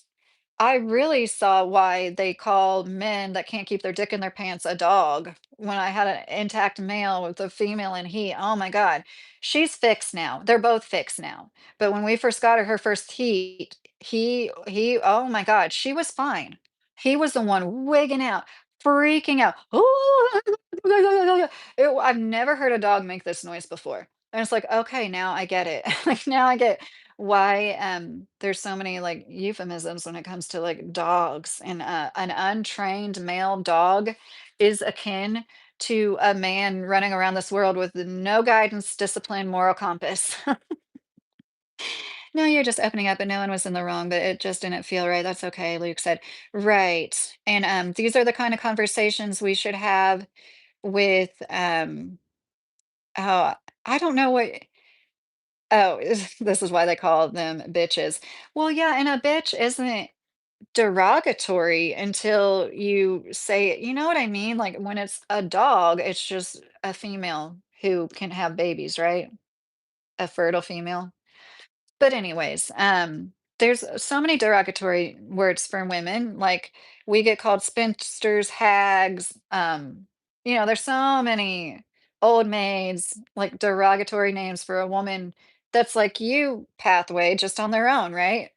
But what a man gets called a bachelor, like there's so many examples of that, how there's like so many derogatory words that are associated with femininity. I said it in one of my lives once. I don't know if you guys remember that. I rattled off everything. It was like pussy, went, everything, all these insults. A lot of them have to do with the female anatomy or being a female or whatever. And I think that that just shows in my opinion, how powerful we are, and that's like the answer to trying to oppress women, um, is I'm sorry, the answer to being, like, super in awe of women and feeling kinda, like, in competition with them is to oppress them and make them feel like they literally can't do anything as good as a man, like, literally anything. I divorced my wife, got full custody of kids, life's great. I got neutered on Tinder and use women whenever I want and don't have to deal with the nagging, and the women love it. Well, that's good for you, Josh, and I just hope that you, don't bring any weirdos around your kids with full custody. Tinder is you're going to get yourself in trouble. Are you talking to me? Jake, we should do a live stream together one time eventually. Jake, I would love that. Seriously. My email is in my description. You don't have to email me, but like I can send you a link. I don't know if you knew this, but like I can send you a link and we can schedule a time and you just like click on that link and we go live. I've never done it, but I would like to do it. And you're one person I would trust. But I would like to come up with like a topic, you know what I mean? Even if the topic is to just like share our backgrounds together, maybe like, somebody that's like, I should, are you, or do you consider yourself Orthodox? I'm sorry, Jake, I should know this about you. Are you Orthodox? Life's better without a nagging A, B. Well, yeah, Josh, and life's better without having to tell a man to do the same thing. Literally 5 times before he does it. Hey, Chris, how are you? I honestly think if I do decide to date here, I'm a cheat, Fendi said. Aw. Well, there's so many people that are okay with like open relationships. Just be honest, you know? Pathway, I never used to call women names. I just used to snap my fingers. That's not a lie. Well, Pathway, are you, do you want a relationship now? And Um, it's just interesting to me when people like it see it just because somebody's been married for 40 or 50 years doesn't mean they're a relationship expert. Longevity doesn't equal success in my mind. But I just think it's interesting when people are like a bachelor for decades and then they talk like they like know everything about relationships in the opposite sex. And I'm just wondering, if you did, couldn't you snap your fingers and like the woman you were living with would be like, "Yes, honey." Um I call them lovely ladies, Gary said. Bastard is a much used one. Alcatraz.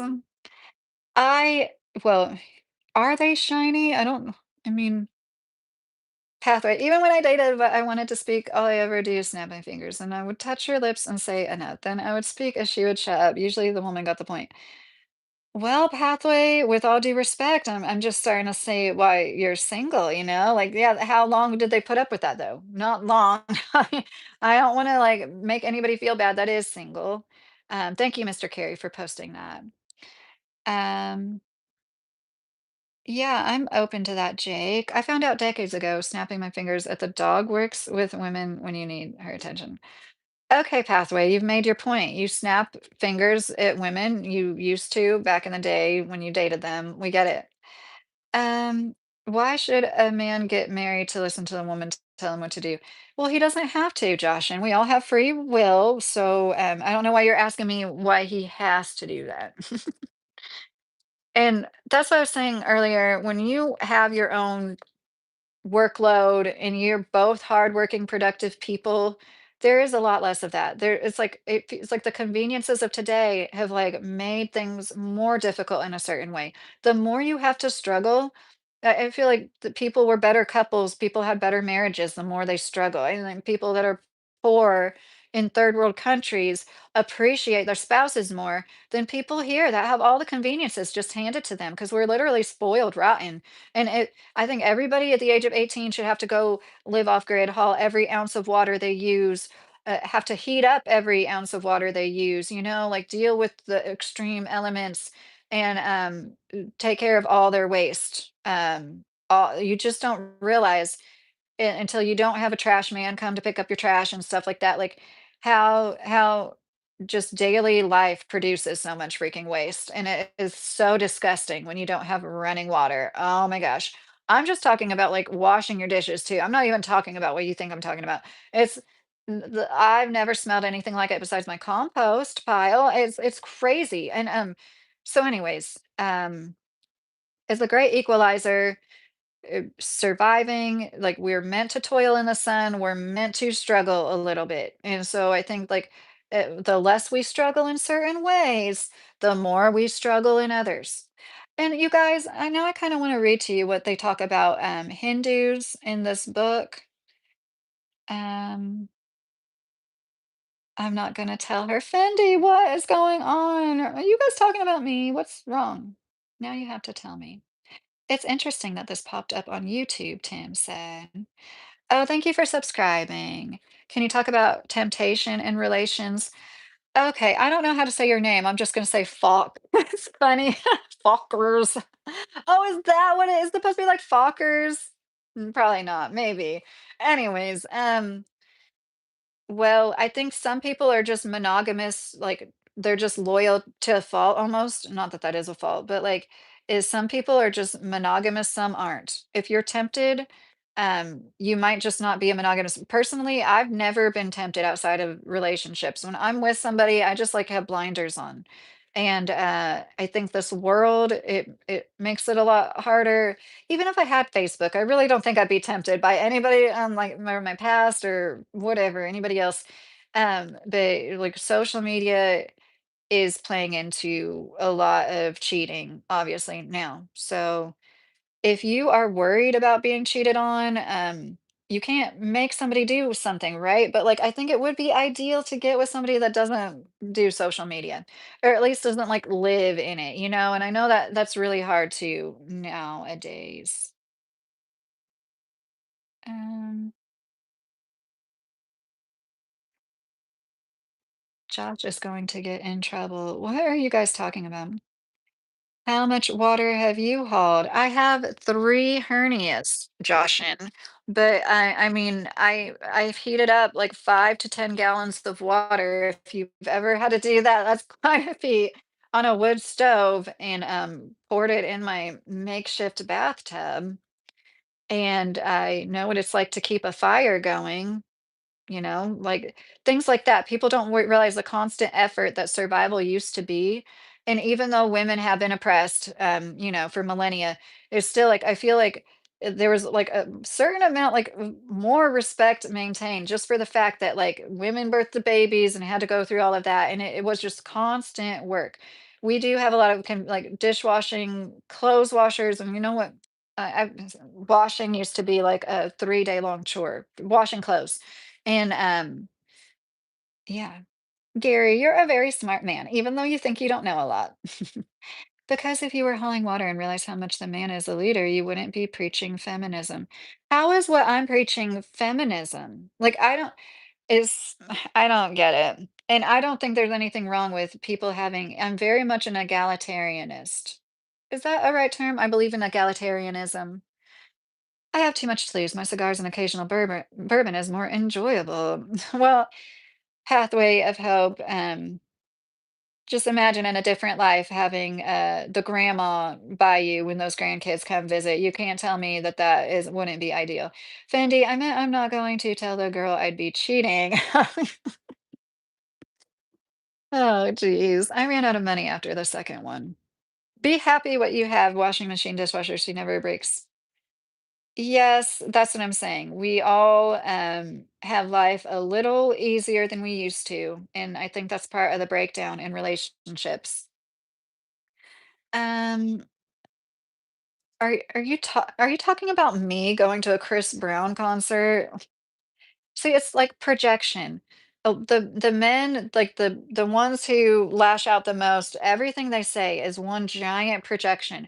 You just wish you were in a female's body so you could go be promiscuous because you assume that because you have taken no consideration, you have no empathy of what it feels like to be concerned about getting pregnant with every single sexual interaction. We don't it's not fun for us. It's not carefree for us. We're more likely to get STDs, STIs. It's just it's so hard as a woman when you're at your most like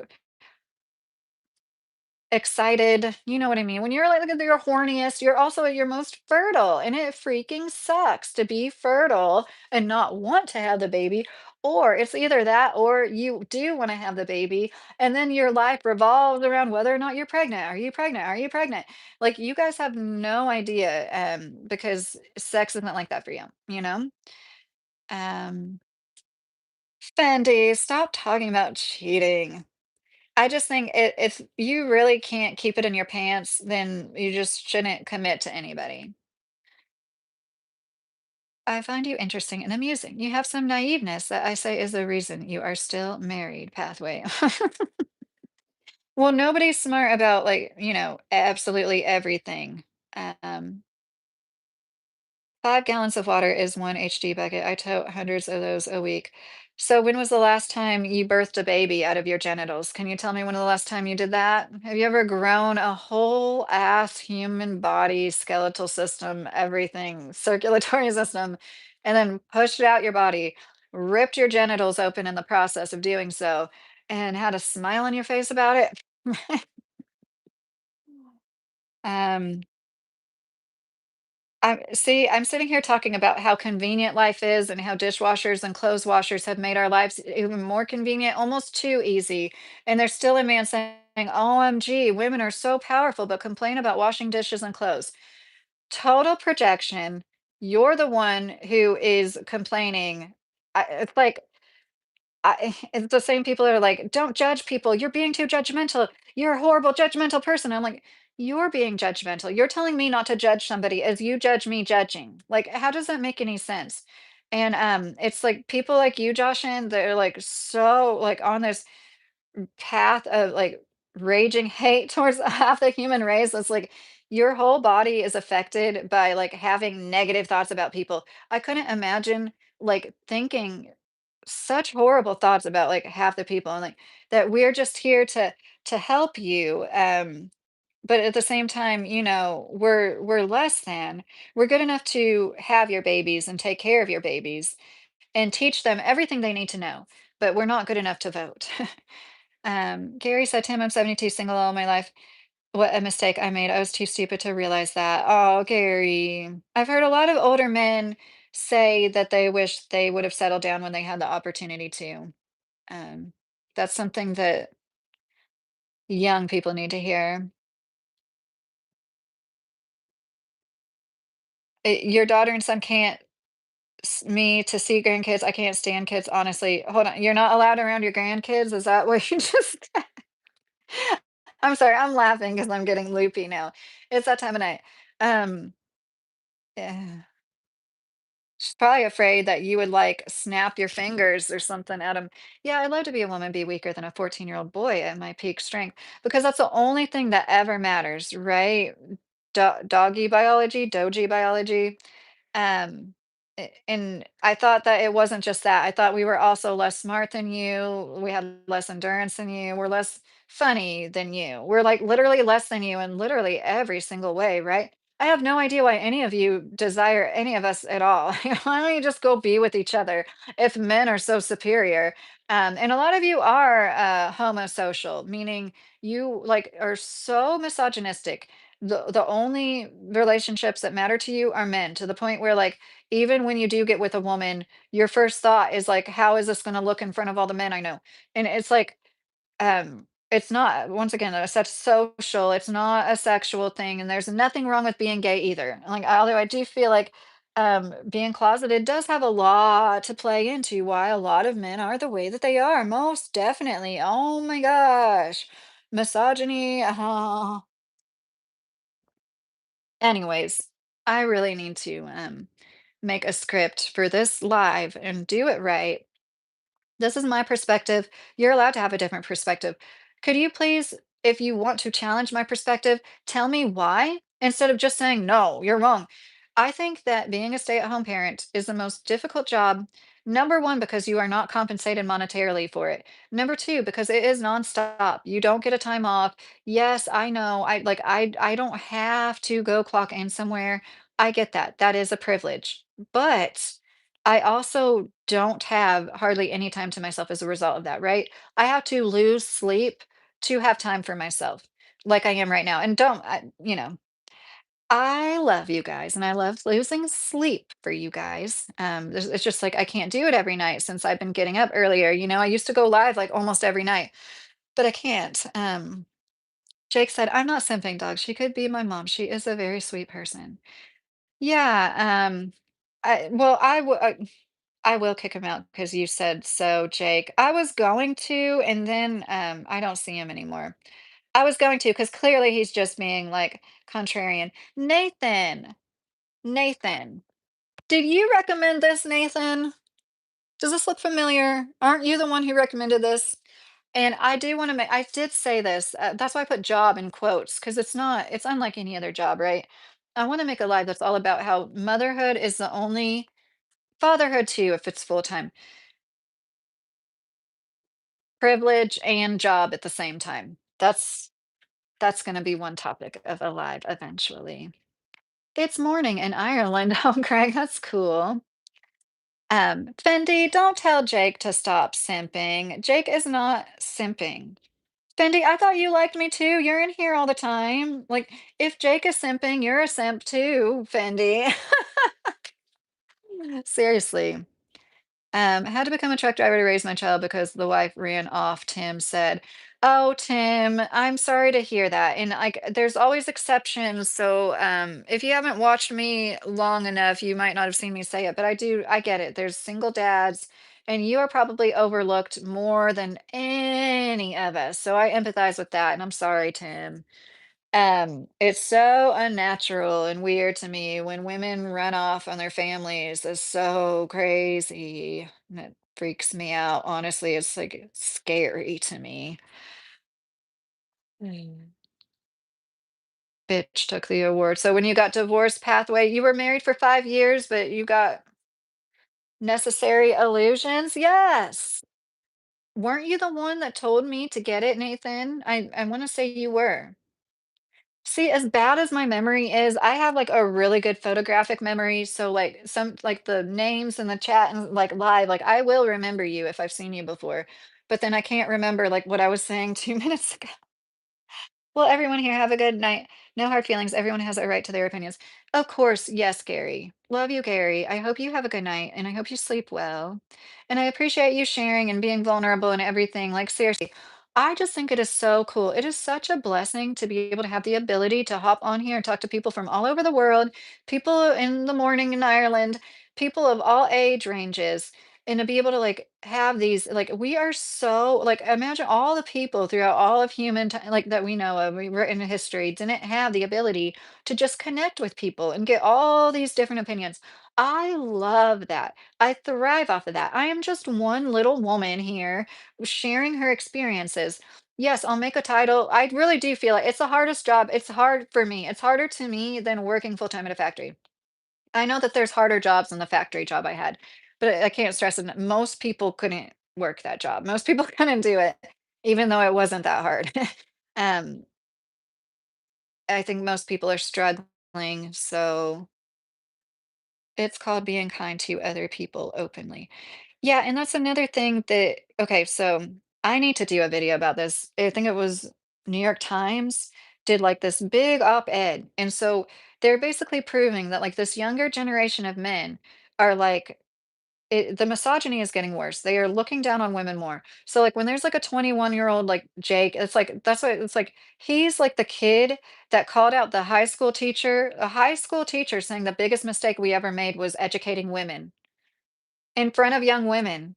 And it was a man. It was a young man who recorded his misogynistic teacher and called his shit out. I just think that is so great. And that teacher thinks he's like the biggest man, you know? He thinks he knows the truth and like he's just right because he's a man. But it's that 14-year-old boy that recorded that grown man and took it upon himself to expose his rhetoric is so harmful. Like, that's the real leader of society. He is the leader. That man talking that shit was the follower. He's just following a bunch of red pill stuff that makes him feel better because it makes him feel like he's in proximity to power. And that's women are doing the same thing when they're misogynistic. They're just like trying to be, like one of the men that are in power. Anyways, If the mother doesn't do it, then you need to hire a nanny. That means being a mom is 100% a job. Lubert, that's a very good way to say it. Yes, exactly. Hi, Dream Killer. How are you? And that's what people, you can't call me that, Lydia Fendi said. Well, I hope I didn't offend you, Fendi. Just saying, like, what did Jake do? He's just like being nice to me. He's not even Man, this is such a beast. It's like one of those things, honestly, I've only read like the first chapter and I'm like, I don't know if I can do an adequate job of like breaking it down. You know what I mean? Because I was like, oh my gosh, which is good. It's good for me. I need more books like this. I have to read the same page like 2 or 3 times. And so I'm thinking about, should I just do like, I'm sorry if you can hear my dogs snoring.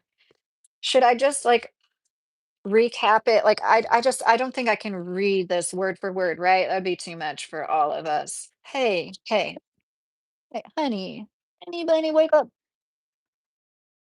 Did you hear her? But Nathan, I appreciate it. I always loved Noam Chomsky. Am I saying his name right?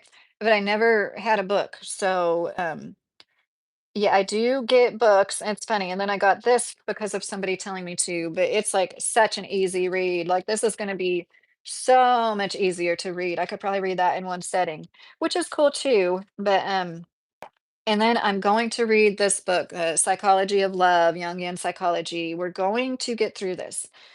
I know I'm horrible. I appreciate like the people that really do stick with me. I need people to hold me accountable. I need to make a schedule, and you need to get on to me when I don't follow through because I need to treat this as I can work a full-time job. I don't know why I can't. Well, okay, once again, it's because I'm exhausted. It's because caretaking and taking care of a house. I've never had a job where literally at the end of every single shift, I feel like there's more I should have done, could have done, feel like I didn't get enough done. I always feel like that as a mom. I know not everybody's like that. Not everybody has a kind of home where when people come over, they're like, "Oh, you didn't have to clean up for me." And I'm like, I didn't. My house is always really clean. There's exceptions. I have a messy house sometimes. Like, of course, everybody does. But I'm just saying, like, I really take pride in like keeping my home clean, safe, comfortable. When you home educate children, you can't be in a cluttered mess. Like, it doesn't. You can't educate. I can't with like mess all around. You know. Oh my goodness. So yes, my titles are a little hyperbolic, just like all YouTubers, but I would never completely clickbait you guys. I would never say something just out of hyperbole. Like I do feel, in my opinion, it is the hardest, and a big aspect of it is not having respect and people telling you you're lazy, basically. And yes, people saying, put your kids in daycare and go get a job so the people in daycare get paid, but I'm not doing it when I'm at home. And I get it, they take care of more children. I've said that before, but it still doesn't make any sense to me. Acid Burn, hey, how are you doing? I did recommend the book. Haven't read it in a long time. Should read it again. Yeah, Nathan. I found it for like less than $10 on Amazon. I subbed earlier. Glad to find a normal live stream. Very nice. Thank you. Aaron, thank you. I really appreciate that, Aaron. And see, for like every guy that doesn't understand my message and can't seem to understand that like we can agree to disagree and just like walk away because there's always going to be people that say stuff you don't agree with. There's like a guy that is like Aaron. It makes me feel more confident because I don't want to come off as a man basher. Like I said, I have 3 sons. That's part of why I want to figure this stuff out. What is going on between men and women? It seems like something is, you know. Um, No, I don't, I can't tell when people are subscribed. And I don't know why, but people, even if it, what is feminism about saying that I think being a stay-at-home parent is a harder job than working a full-time job? Acid burn. Did you see? I don't do a podcast. I follow about 80. Oh, no, I haven't. When I stopped my live, I went and walked my dogs. If you commented, I haven't seen it and subscribed to you yet, if that's what you mean. Now, that's a pander of society, Fendi said. Real power is duality. I really like how you said that. Yes. The synergy that flows between the two sexes when they work together, that's what the real power is, right? And it's like to fight about like who's better than it's kind of like I'm not thinking of good analogies. I can think of the picture in my head. It's like if you need if I need to plug in my Christmas tree over there, if I need an outlet to plug that in order for the lights to turn on, what good is that those lights without the outlet, right? Like a person without their other half is like a Christmas tree light without an outlet to plug into. You need each other, right? Like the woman's not going to light up like the Christmas lights unless she's got that man to plug it into, right? Or would it be the man plugs into the Oh, I never hardly stay on here past 1 AM. I'm gonna regret this tomorrow, but also I'm not because we're having fun and that's part of the burnout. Caretaking is so hard. If you guys know anybody that takes care of people, because people do think, well, you just sit at home all day. Well, I would love to do that in lieu of having a job.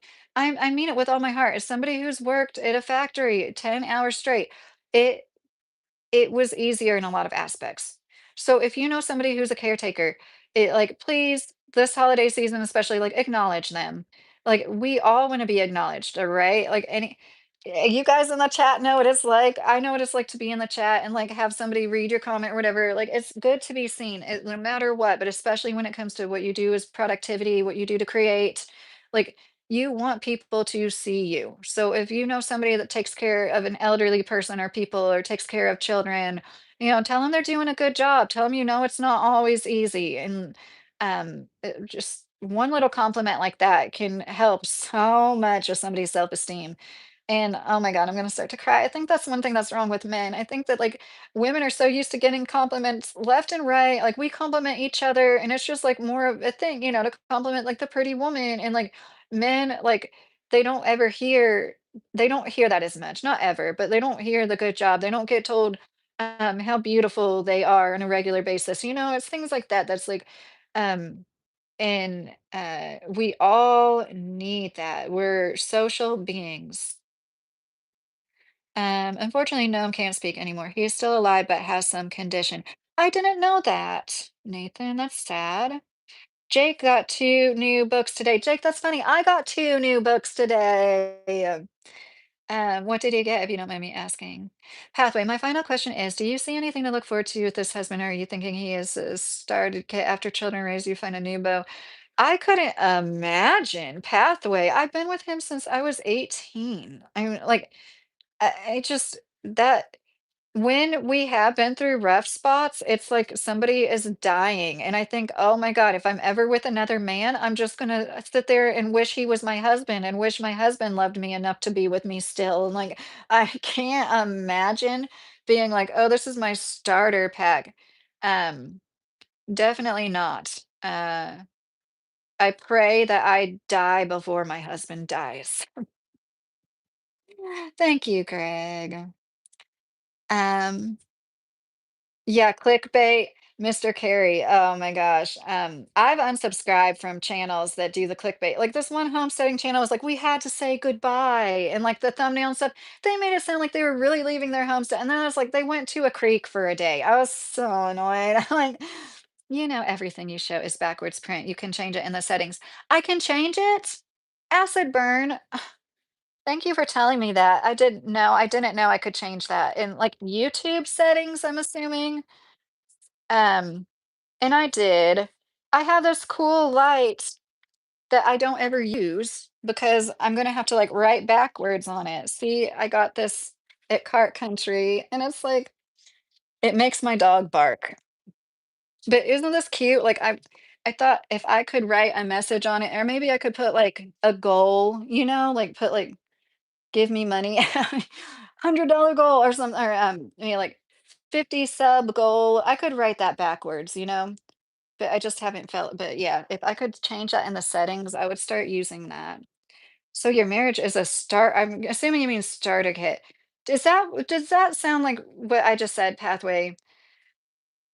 I try to be kind. I spent a lot of time with married women. It's been a long time since I've done that. Last time was a preacher's wife. I never let a woman regret spending time with me. I hope you enjoyed it. Tell your husband I said thank you. I'm sure he will thank me for keeping you on here. Pathway, I was gonna say with all due respect, but I don't mean that. People like you that are so lonely, ate up, and miserable with their own lives, it's really obvious. No matter how you try to come off and try to like act like you're doing something here, you're not.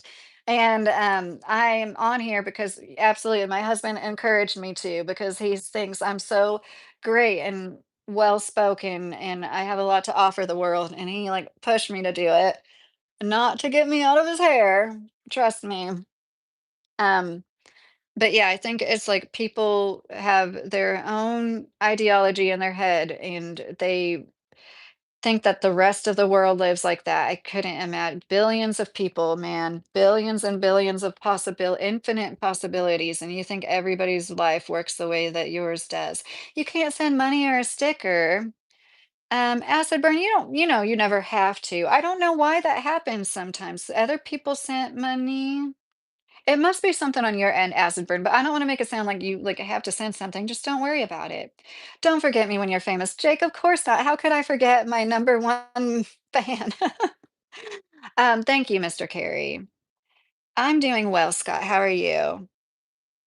Computer settings, YouTube, maybe? I'll have to look on my phone.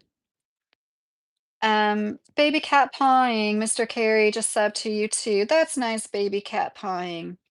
Okay, guys, I just feel compelled. I'm not going to read this whole, there's like 11 pages. That's too much. The very last chapter in this book, I could tell by the title of the chapter. I was like, oh, I'm reading this first because I do that a lot. It's called Of Human Love. Um, I'm just going to read a little bit from it for you guys. People become so wearied of the cycles and dead ends of romance that they begin to wonder if there is such a thing as love. There is, but sometimes we have to make profound changes of attitude before we can see what love is and make room for love in our lives. Love between human beings is one of the absolute realities of human nature, just as soul, psyche, was one of the gods of the Greek pantheon, so was love. His name was Eros. For the gods understood that love, being an archetype of the collective unconscious, is both eternal and universal in humankind, and for the Greeks, that qualified love as a god. Because love is an archetype, it has its own character, its own traits, its own personality. Like a god, love behaves as a person, in the unconscious, a separate being in the psyche. Love is distinct from my ego. Love was here before my ego came into the world, and love will be here after my ego departs. Yet love is something, or I'm sorry, yet love is something or someone who lives within me. Love is a force that acts from within, that enables my ego to look outside itself, to see my fellow humans as something to be valued and cherished rather than used. Therefore, when I say that I love, it is not who I love, but in reality, love who acts through me. I love that so much. Love is not so much something I do as something that I am. Love is not a doing, but a state of being, a relatedness, a connectedness to another mortal, an identification with her or him that simply flows within me and through me, independent of my intentions or my efforts. This state of being may express itself in what I do or in how I treat people, but it can never be reduced to a set of doings or acts. It is a feeling within. More often than we realize, love works in divine it's divine alchemy, best when we follow the advice of Shakespeare's Cordelia: love and keep silence. Can you imagine if like people like if instead of seeing a woman say that she believes motherhood is the hardest, if people were filled with love and even if they disagreed and they're like, oh my goodness, fellow human sister, bless your heart. I'm full of love for you. I don't agree. You're completely off kilter with that statement. You have no idea what we go through, even though you do, because you have worked full-time jobs too in your life. And like, I think that's another reason why they try to keep us out of the workforce because they just can't stand when a woman stands up and says, "Hey, guess what? Like the woman's work really is work. It is. It's unpaid labor." And the answer is not to ask for your husband to pay you. Like if you like look at it is like we are here to love. Like our biggest purpose is to love. If you put your first foot forward is love and like understanding how different the world would be, how much better we all would be, how much better off we'd all be, especially our children. And I'm going to get back in the chat in a second. I think it's really interesting that it says Human love causes a man to see the intrinsic value in a woman, therefore, love leads him to honor and serve her rather than to try to use her for his ego's purposes. When love is guiding him, he is concerned with her needs and her well being, not fixated on his own wants and whims. And I just thought it was interesting. I was like, and they don't say anything about the women because not that women never use men, but let's be real. Even if a woman is using a man, she like bonds with him and like tends to have more emotion about it. And it then it says it in this, in its very essence, love is an appreciation, a recognition of another's value. It moves a man to honor a woman rather than use her, to ask himself how he might serve her. And if this woman is relating to him through love, she will take the same attitude towards him. And I thought that that was, and it goes on and on, honestly. The Hindu part at the very end, I just thought was super interesting. It's not like something to be earned. It's not something to be gained. It's like it's just it is what it is. It's in us all. Like we all are here to love each other. And the farther away we get from that, that's what the end of this horrible cycle is. Um we don't like to block people, but honestly, Pathway, like you're a little listening to you reminded me of the virgins that I've been with when I was a little teenager that had this fantasy idea about what life is going to be like. I feel like I probably lived more life than you, and like the kind of men that talk about their sexual escapades and like how they handle women and stuff like that. So it's like the most insecure people on the planet. The most remember that commercial, "The most interesting man in the world." Could you imagine if he's just like, I snap my fingers at them. Well, the most interesting men have so much more to say than the women they slept with, and that kinda attitude is, like, why we're here right now, where people are like, the sexual revolution and everything it brought with it, like, how people can't seem to, understand interpersonal dynamics anymore. I think I am gonna block you now because honestly, I'm just sick of your shit. It's just too much. And try to be nice because I always do think, like, what if somebody is feeling hopeless? I don't want to make them feel any worse if they are in a bad spot mentally. You know what I mean? And like some people really do just need some human interaction. Women divorce men way more than men divorce women. Right, Nathan. And this is something I always think about. So if 80% of divorces are filed by women, if a company lost 80% of their employees, would you look at it as the employee's fault for walking away from the company? Or would you be like, what the fuck is that company doing for losing 80% of their employees? You know, I know not all husbands are the same, but I'm saying I don't look at it as like the women giving up. As a woman who's been married for 16 years almost, I can honestly say, and I think my husband would agree with this. I know he would agree with this. Um,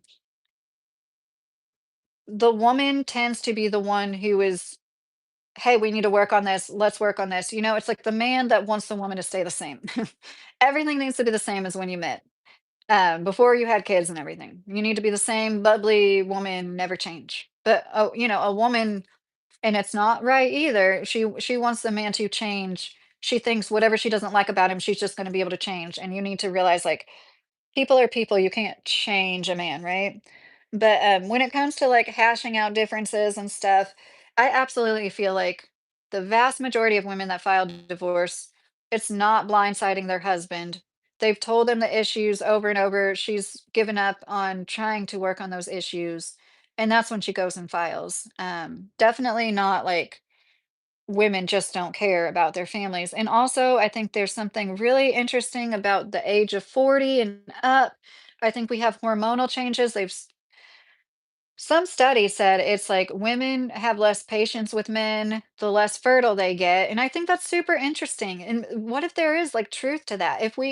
So I don't want to lose my marriage. I want to make it work with my husband. Maybe if I at least know, like, I am more likely to be as passive the older I get, and you think you would mellow out more, right? Because you do in certain ways. But like, I just think it's super duper interesting that around the age of 40, all these hormonal things take place. And not to give women like excuses, but there might be some legit reasons. Um, Yeah, Mr. Carey, I appreciate you not blocking him, if that's what you mean. It's completely fine. Jake, what is that? Is that a leg or an arm? Women's body count concerns me more. I don't know if you were in here earlier, Nathan, but we were talking about that, and I definitely think that the way people are sleeping around is detrimental. And I said the second person I slept with, I had like this soul crushing experience, and I wanted to be with him. It was not any he did not. It wasn't coercive at all. But I walked away feeling like I was like used, and I knew I wasn't.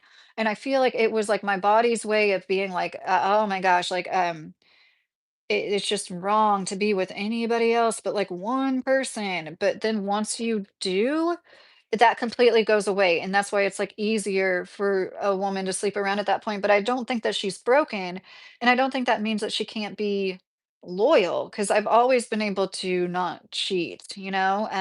But that whole like body count and what is it called? Pair bonding. I made a video on that.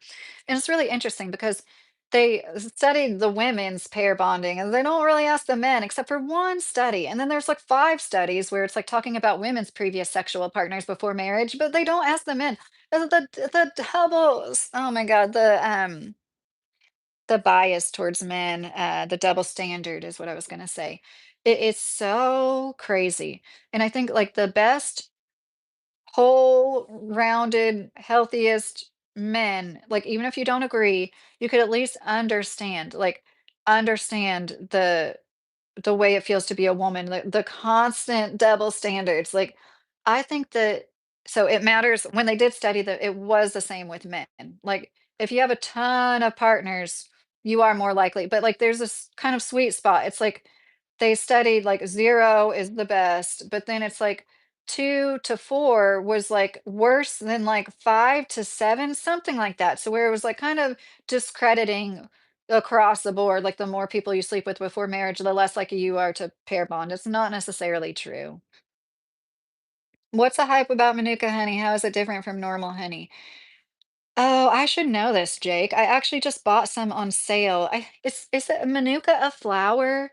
For some reason, it's supposed to have everything good that honey has in it, like times 10. And I wouldn't ever pay full price for it, but like I said, I bought it on sale. Women are the ones that choose the men, so who is the common denominators here? See, PDX, that's like that kind of generally like women are the gatekeepers. Men need to stop it. Well, you are the gatekeeper of your own life. You're the gatekeeper of your sexuality. You are the one who makes choices for yourself. Quit putting it on women. Like women are the ones that choose the man. You say like women choose the relationship, but men choose the marriage, right? It's like you can't just make a man get married to you. So it's like whatever you have to say about a woman is the one who chooses, but she's not always the one that chooses.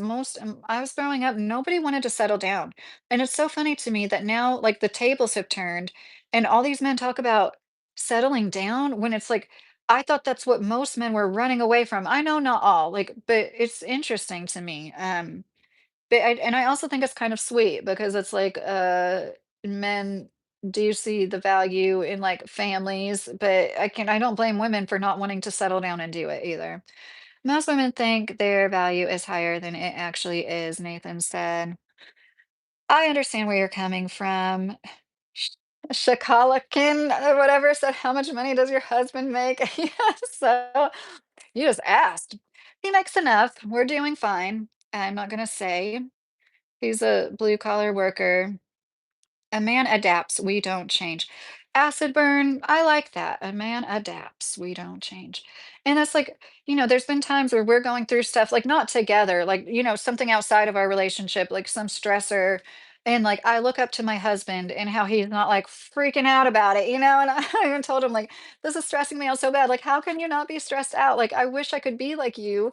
And I think that's part of why we're meant to live together. You like balance each other out.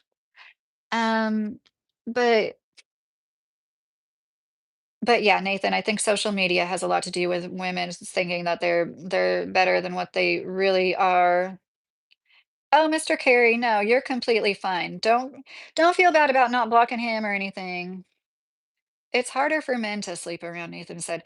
Yes, but, like, I don't know why, that means that, like, women are, like, the literal gate women are the gatekeepers to life, like, we decide the babies that are born, but to, like, put it all on women is to take all accountability, responsibility off of men, and I just really don't think so, and, like but then and I don't mean this about you, Nathan, because I don't know what your opinion is on it, but, like, some men a lot of men that say that will also say, "But then it's like all the chads that get all the women on the dating apps." So it's like, well, clearly, there are some men that can just sleep around freely, right? Because I thought, like, 80% of women were getting with 10% of men, and, like but it's the women making the choice all the time, right? Then how is only a few men getting all the women?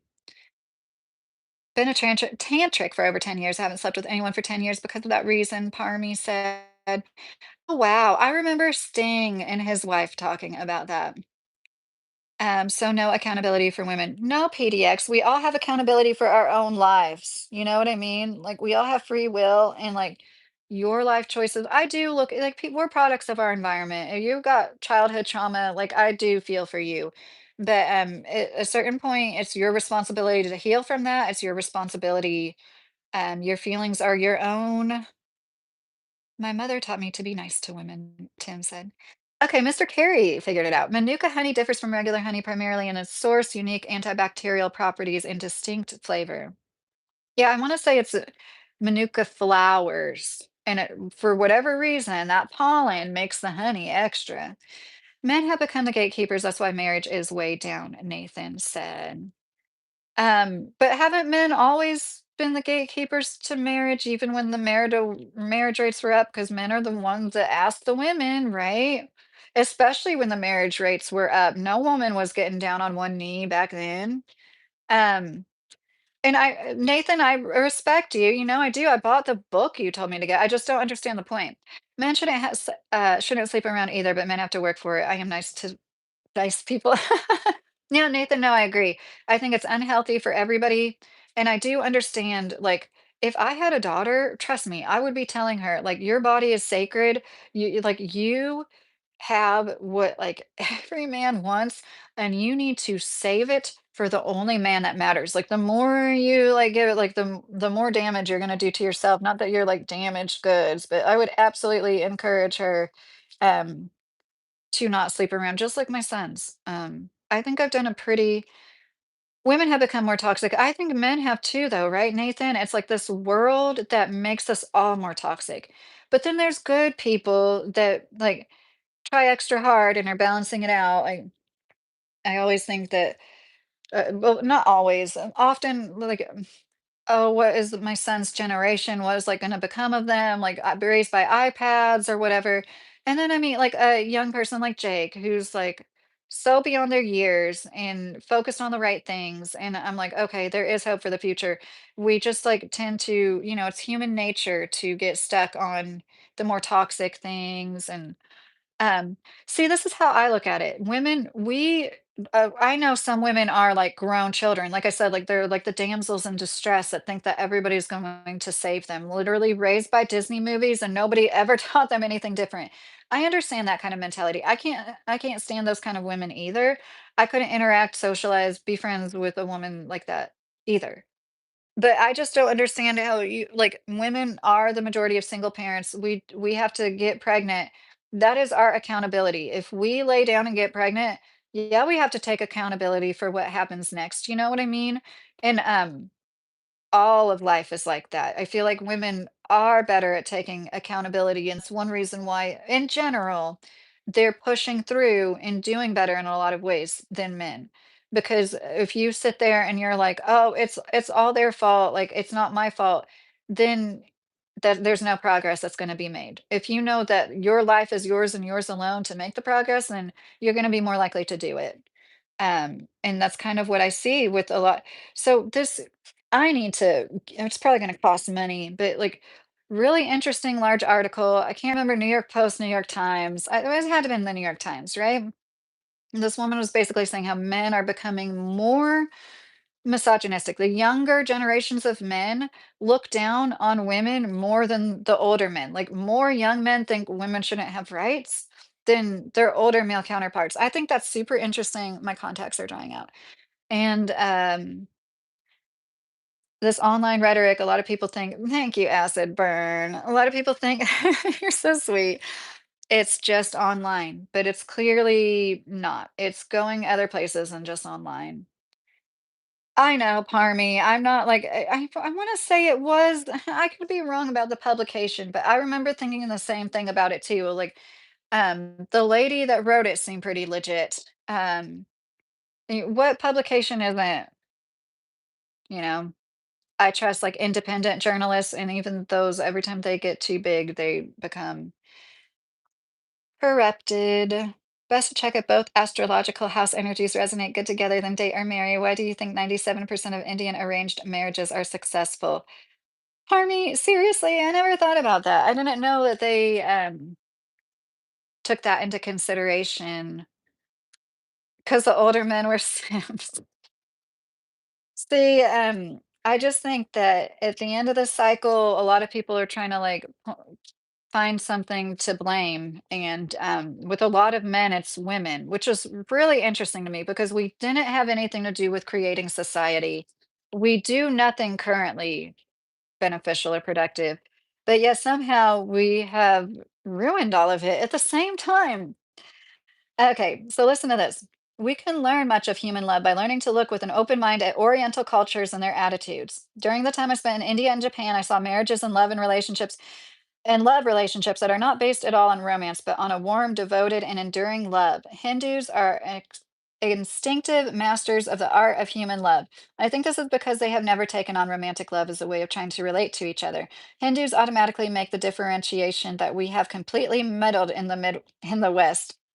They know how to worship anima, the archetypes, the gods, as inner realities. They know how to keep their experience of the divine side of life distinct from their personal relationships and marriages. Hindus take the inner world on a symbolic level. They translate the inner archetypes into images and external symbols through temple art and allegorical ritual, but they don't project the inner gods onto their husbands and wives. They take the personified archetypes as symbols of another world and take each other as human beings. Listen to that again. They take the personified archetypes as symbols of another world and take each other as human beings. As a result, they don't put impossible demands on each other and they don't disappoint each other. I thought that that was so great. So it's like the farther we get away from God, and like I'm not religious, but I do think it's important to believe in something greater than yourself. And like the farther more of us get away from that, the worse all of society gets. And it's such a good way, so interesting to think that, like, especially because they do have like their multiple deities, right? Like it's like even more of an abundance of like, and like they're like, yeah, like that perfect being is that one we worship over there in the sky, or like over there in our little temple or whatever at our altar, but like we all know none of us are perfect. And like when you get married, it's like that's my husband, period. And like that's my wife, period. And I think we all could learn from that. And the older you get, or I'm sorry, hopefully the older you get in your marriage, the easier it gets, right? And Jake said the concept of simp is also dumb in my opinion because it's used for men who are nice. Why is it that men who are nice to women don't get the same respect? Because women are hated, Jake. That's how much women are hated by men and other women, is that like you can't even be nice to a woman without being insulted for it. You can't be a woman, you can't be like a woman. And I don't think men should dress like women, honestly, but like it's the biggest insult for a man to dress like a woman. You know what I mean? If a woman puts a suit on, she's like cool and hip. She's high fashion. But like if a man puts a dress or skirt on, it's a joke because women are a joke to them. Femininity is what it really is. Femininity is a joke. God forbid we be like those women we all depend so much off of, right? Without the care of, we would die. We would wither away and die as little babies if we didn't have somebody holding us and taking care of us and paying attention to us. Most of the time, it's a woman. And I think I do a good job acknowledging the guys. Like somebody in here earlier said that, and I know they could have just been saying it, but like, like I do, I think about. guys who are caretakers and they are really unseen because they're so few and far between. But it's a shame. And I didn't think that can you hear her? Now she's shaking the tripod. I didn't think that it was this bad until the women shouldn't be able to vote stuff. And then, oh, girly, girly, girly. Do you hear me like slapping her thigh? Oh my gosh. Because the men choose the men for the women, Nathan said with the arranged marriages. Well, I'm under the impression it's like families choose. You know what I mean? I think the families work together. They have priests checking both astrological house energies and they fix the marriages over there. Parmi said. I've even said I could understand an arranged marriage working, but I think it's super sad if like either party doesn't want that. Fendi, I enjoy you being here most of the time, but can you quit giving Jake shit? He's 21 years old and he's going through it tonight and he really isn't doing anything. Um, and whatever you have to say about him, somebody else might say it about you. Do you pander to me because you're in my lives a lot and you talk to me and I'm a woman and I'm less than you? Women don't want men that are nice. Women want their men potentially dangerous if need be, Nathan said. Well, Nathan, you want to feel like he could protect you, but like my husband's really nice and it's worked out. My husband's so nice. We're so nice. People walking in our apartment asked if we were Buddhists. like, but yeah, a woman also wants to feel protected because there's so many other bad men walking around, right? But like the kind of man that like starts fights, that's a horrible feeling when your man is like unhinged looking to start a fight. I've never been attracted to that, but like I said, I know that some women are attracted to that. They used to do it in the West too, by villages, witches, till the church got involved. If someone breaks into your house, do you want a nice man or a man that can handle business? Nathan said. I want my nice man to get his GUN and handle business. That's what I want, and I think that's what would happen. And why does it have to be either or? You know what I mean? Like you can be a nice, good man that can also protect his family in a time of need, right? Mr. Carey, don't forget to let your water drip if you're in areas. Oh my God, Mr. Carey, I'm gonna go turn. I am turning my faucet on right now because I already forgot. Hold on, I'm sorry, you guys.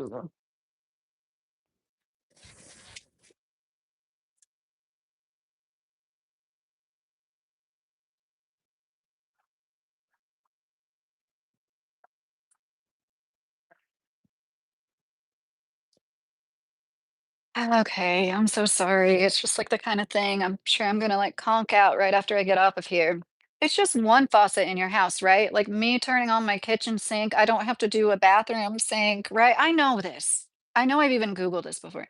Mr. Carey, you're so considerate. Thank you so much.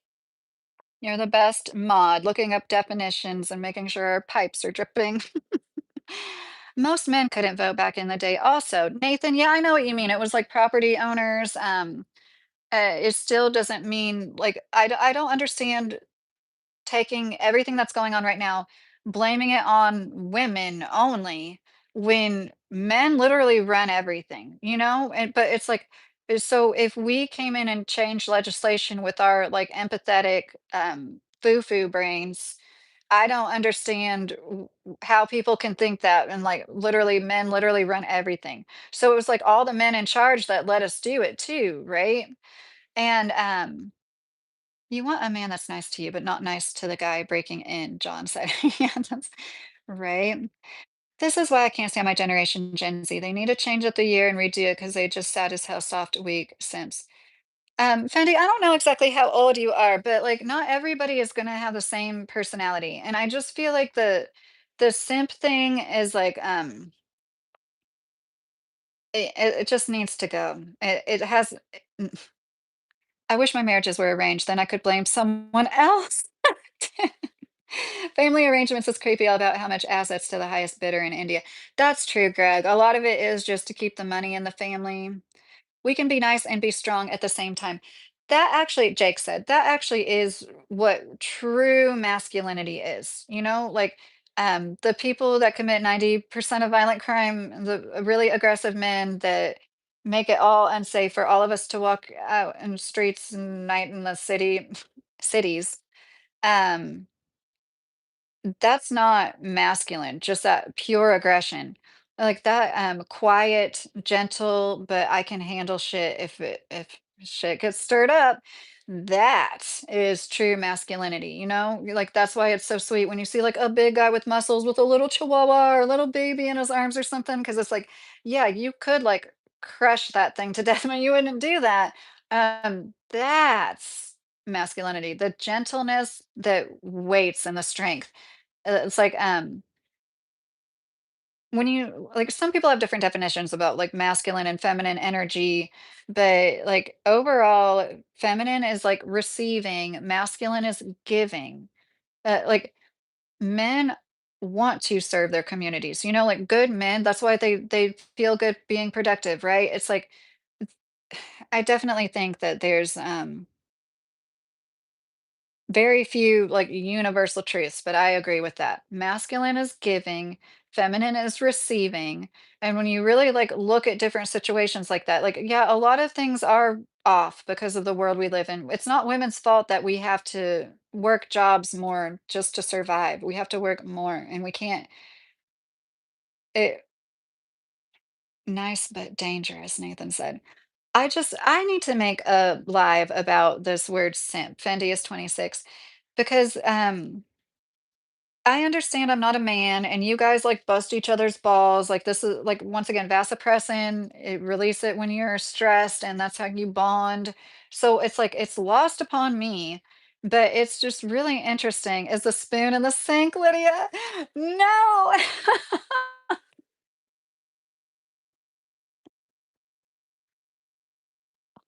Oh dear God, I need to go.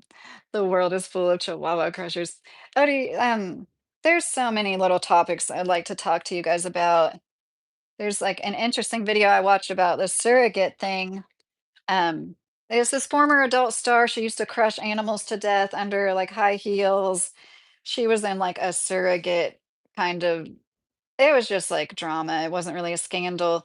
But I'm interested in surrogacy. I think that it's a another creepy aspect of our world currently. I don't think that people should be able to just like buy babies like that.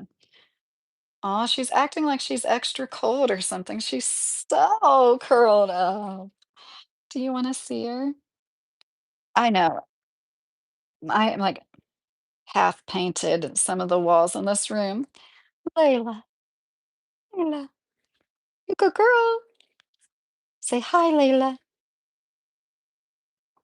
Oh, I can't make it like that. Oh, Layla.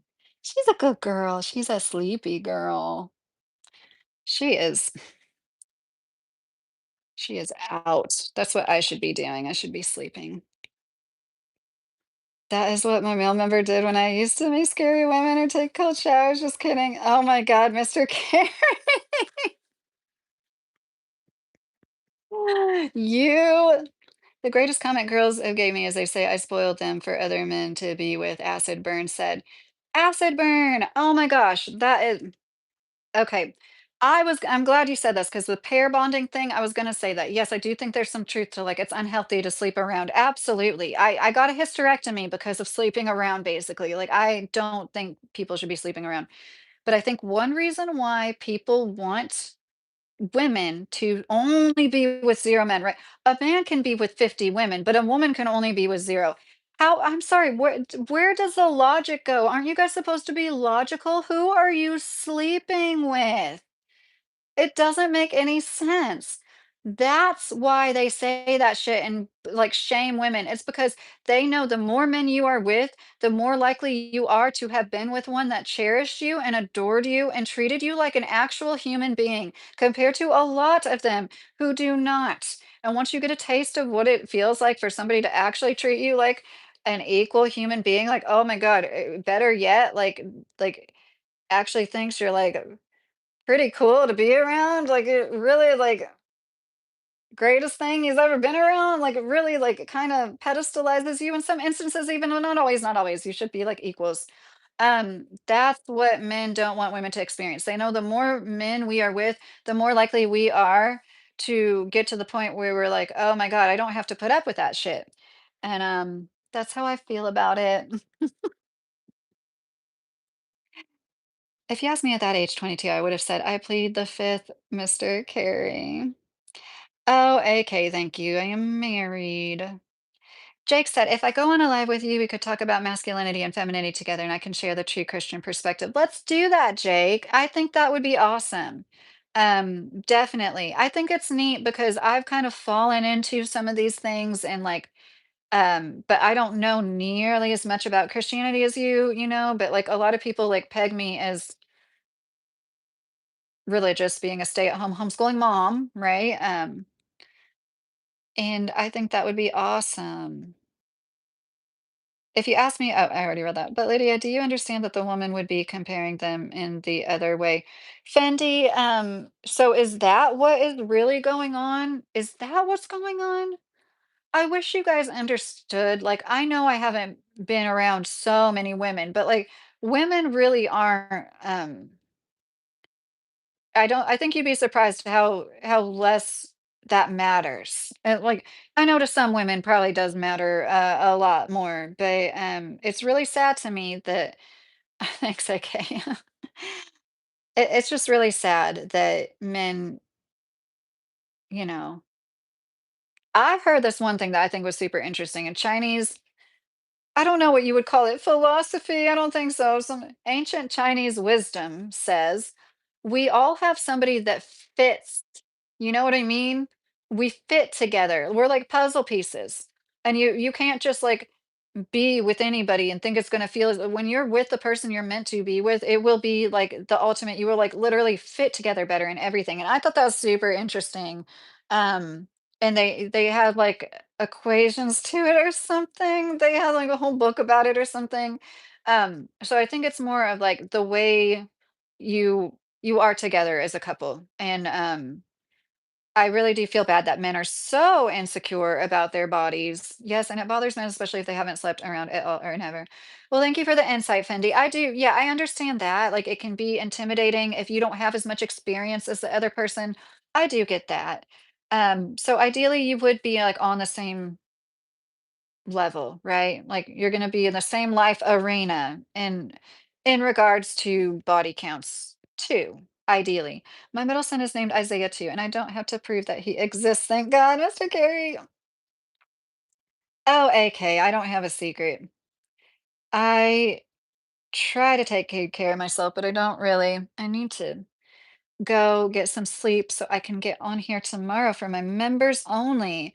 Oh yeah, and I was thinking about I don't know if I'm going to do the marshmallows. But I really want to show you guys how to make homemade marshmallows soon. Most men care about a woman's body count if they are interested, not the other way around so much. Um, well, I think women do care most of the time. I think sometimes they don't, but it matters to a woman. Like if she found out a guy was with like an insane amount of people, it would be a turn off to most women, I think. Then if the woman tells him her body count, he's gonna feel insecure and it's gonna mess with him mentally. Um, well, Nathan, I'm going off of what Fendi said about, thinking about the previous experiences of a woman. And it's like, as a woman, you're kind of like thinking like about like what else he has experienced too. But I can understand that particular aspect of that body part. I get it. That would be like nerve-wracking as the man. Um, but anyways, we're all gonna die one day, just keep that in mind. We're all gonna die. What can you say? You too, Gary. I like a woman who is secure in her womanhood. Jake, let me scroll back because I am getting ready to go. I saw the one talking about going live. Okay. We can be nice and be strong at the same time. Is that what you're talking about, Jake? I did read that. Yeah. Do you want to pick a day now, Jake? I don't see any comments I missed of yours, Jake. I'm looking in the channel activity now. Yeah, I don't see any comments, Jake. But I do want to go live with you about the Yeah, I just did that, Mr. Carey. I want to go live with you about the masculinity thing, like you said. If you don't email me, I guess I'll just catch you around, but I think we should try to maybe set a time, like I think Friday night would be good for me, but you don't have to answer me right now.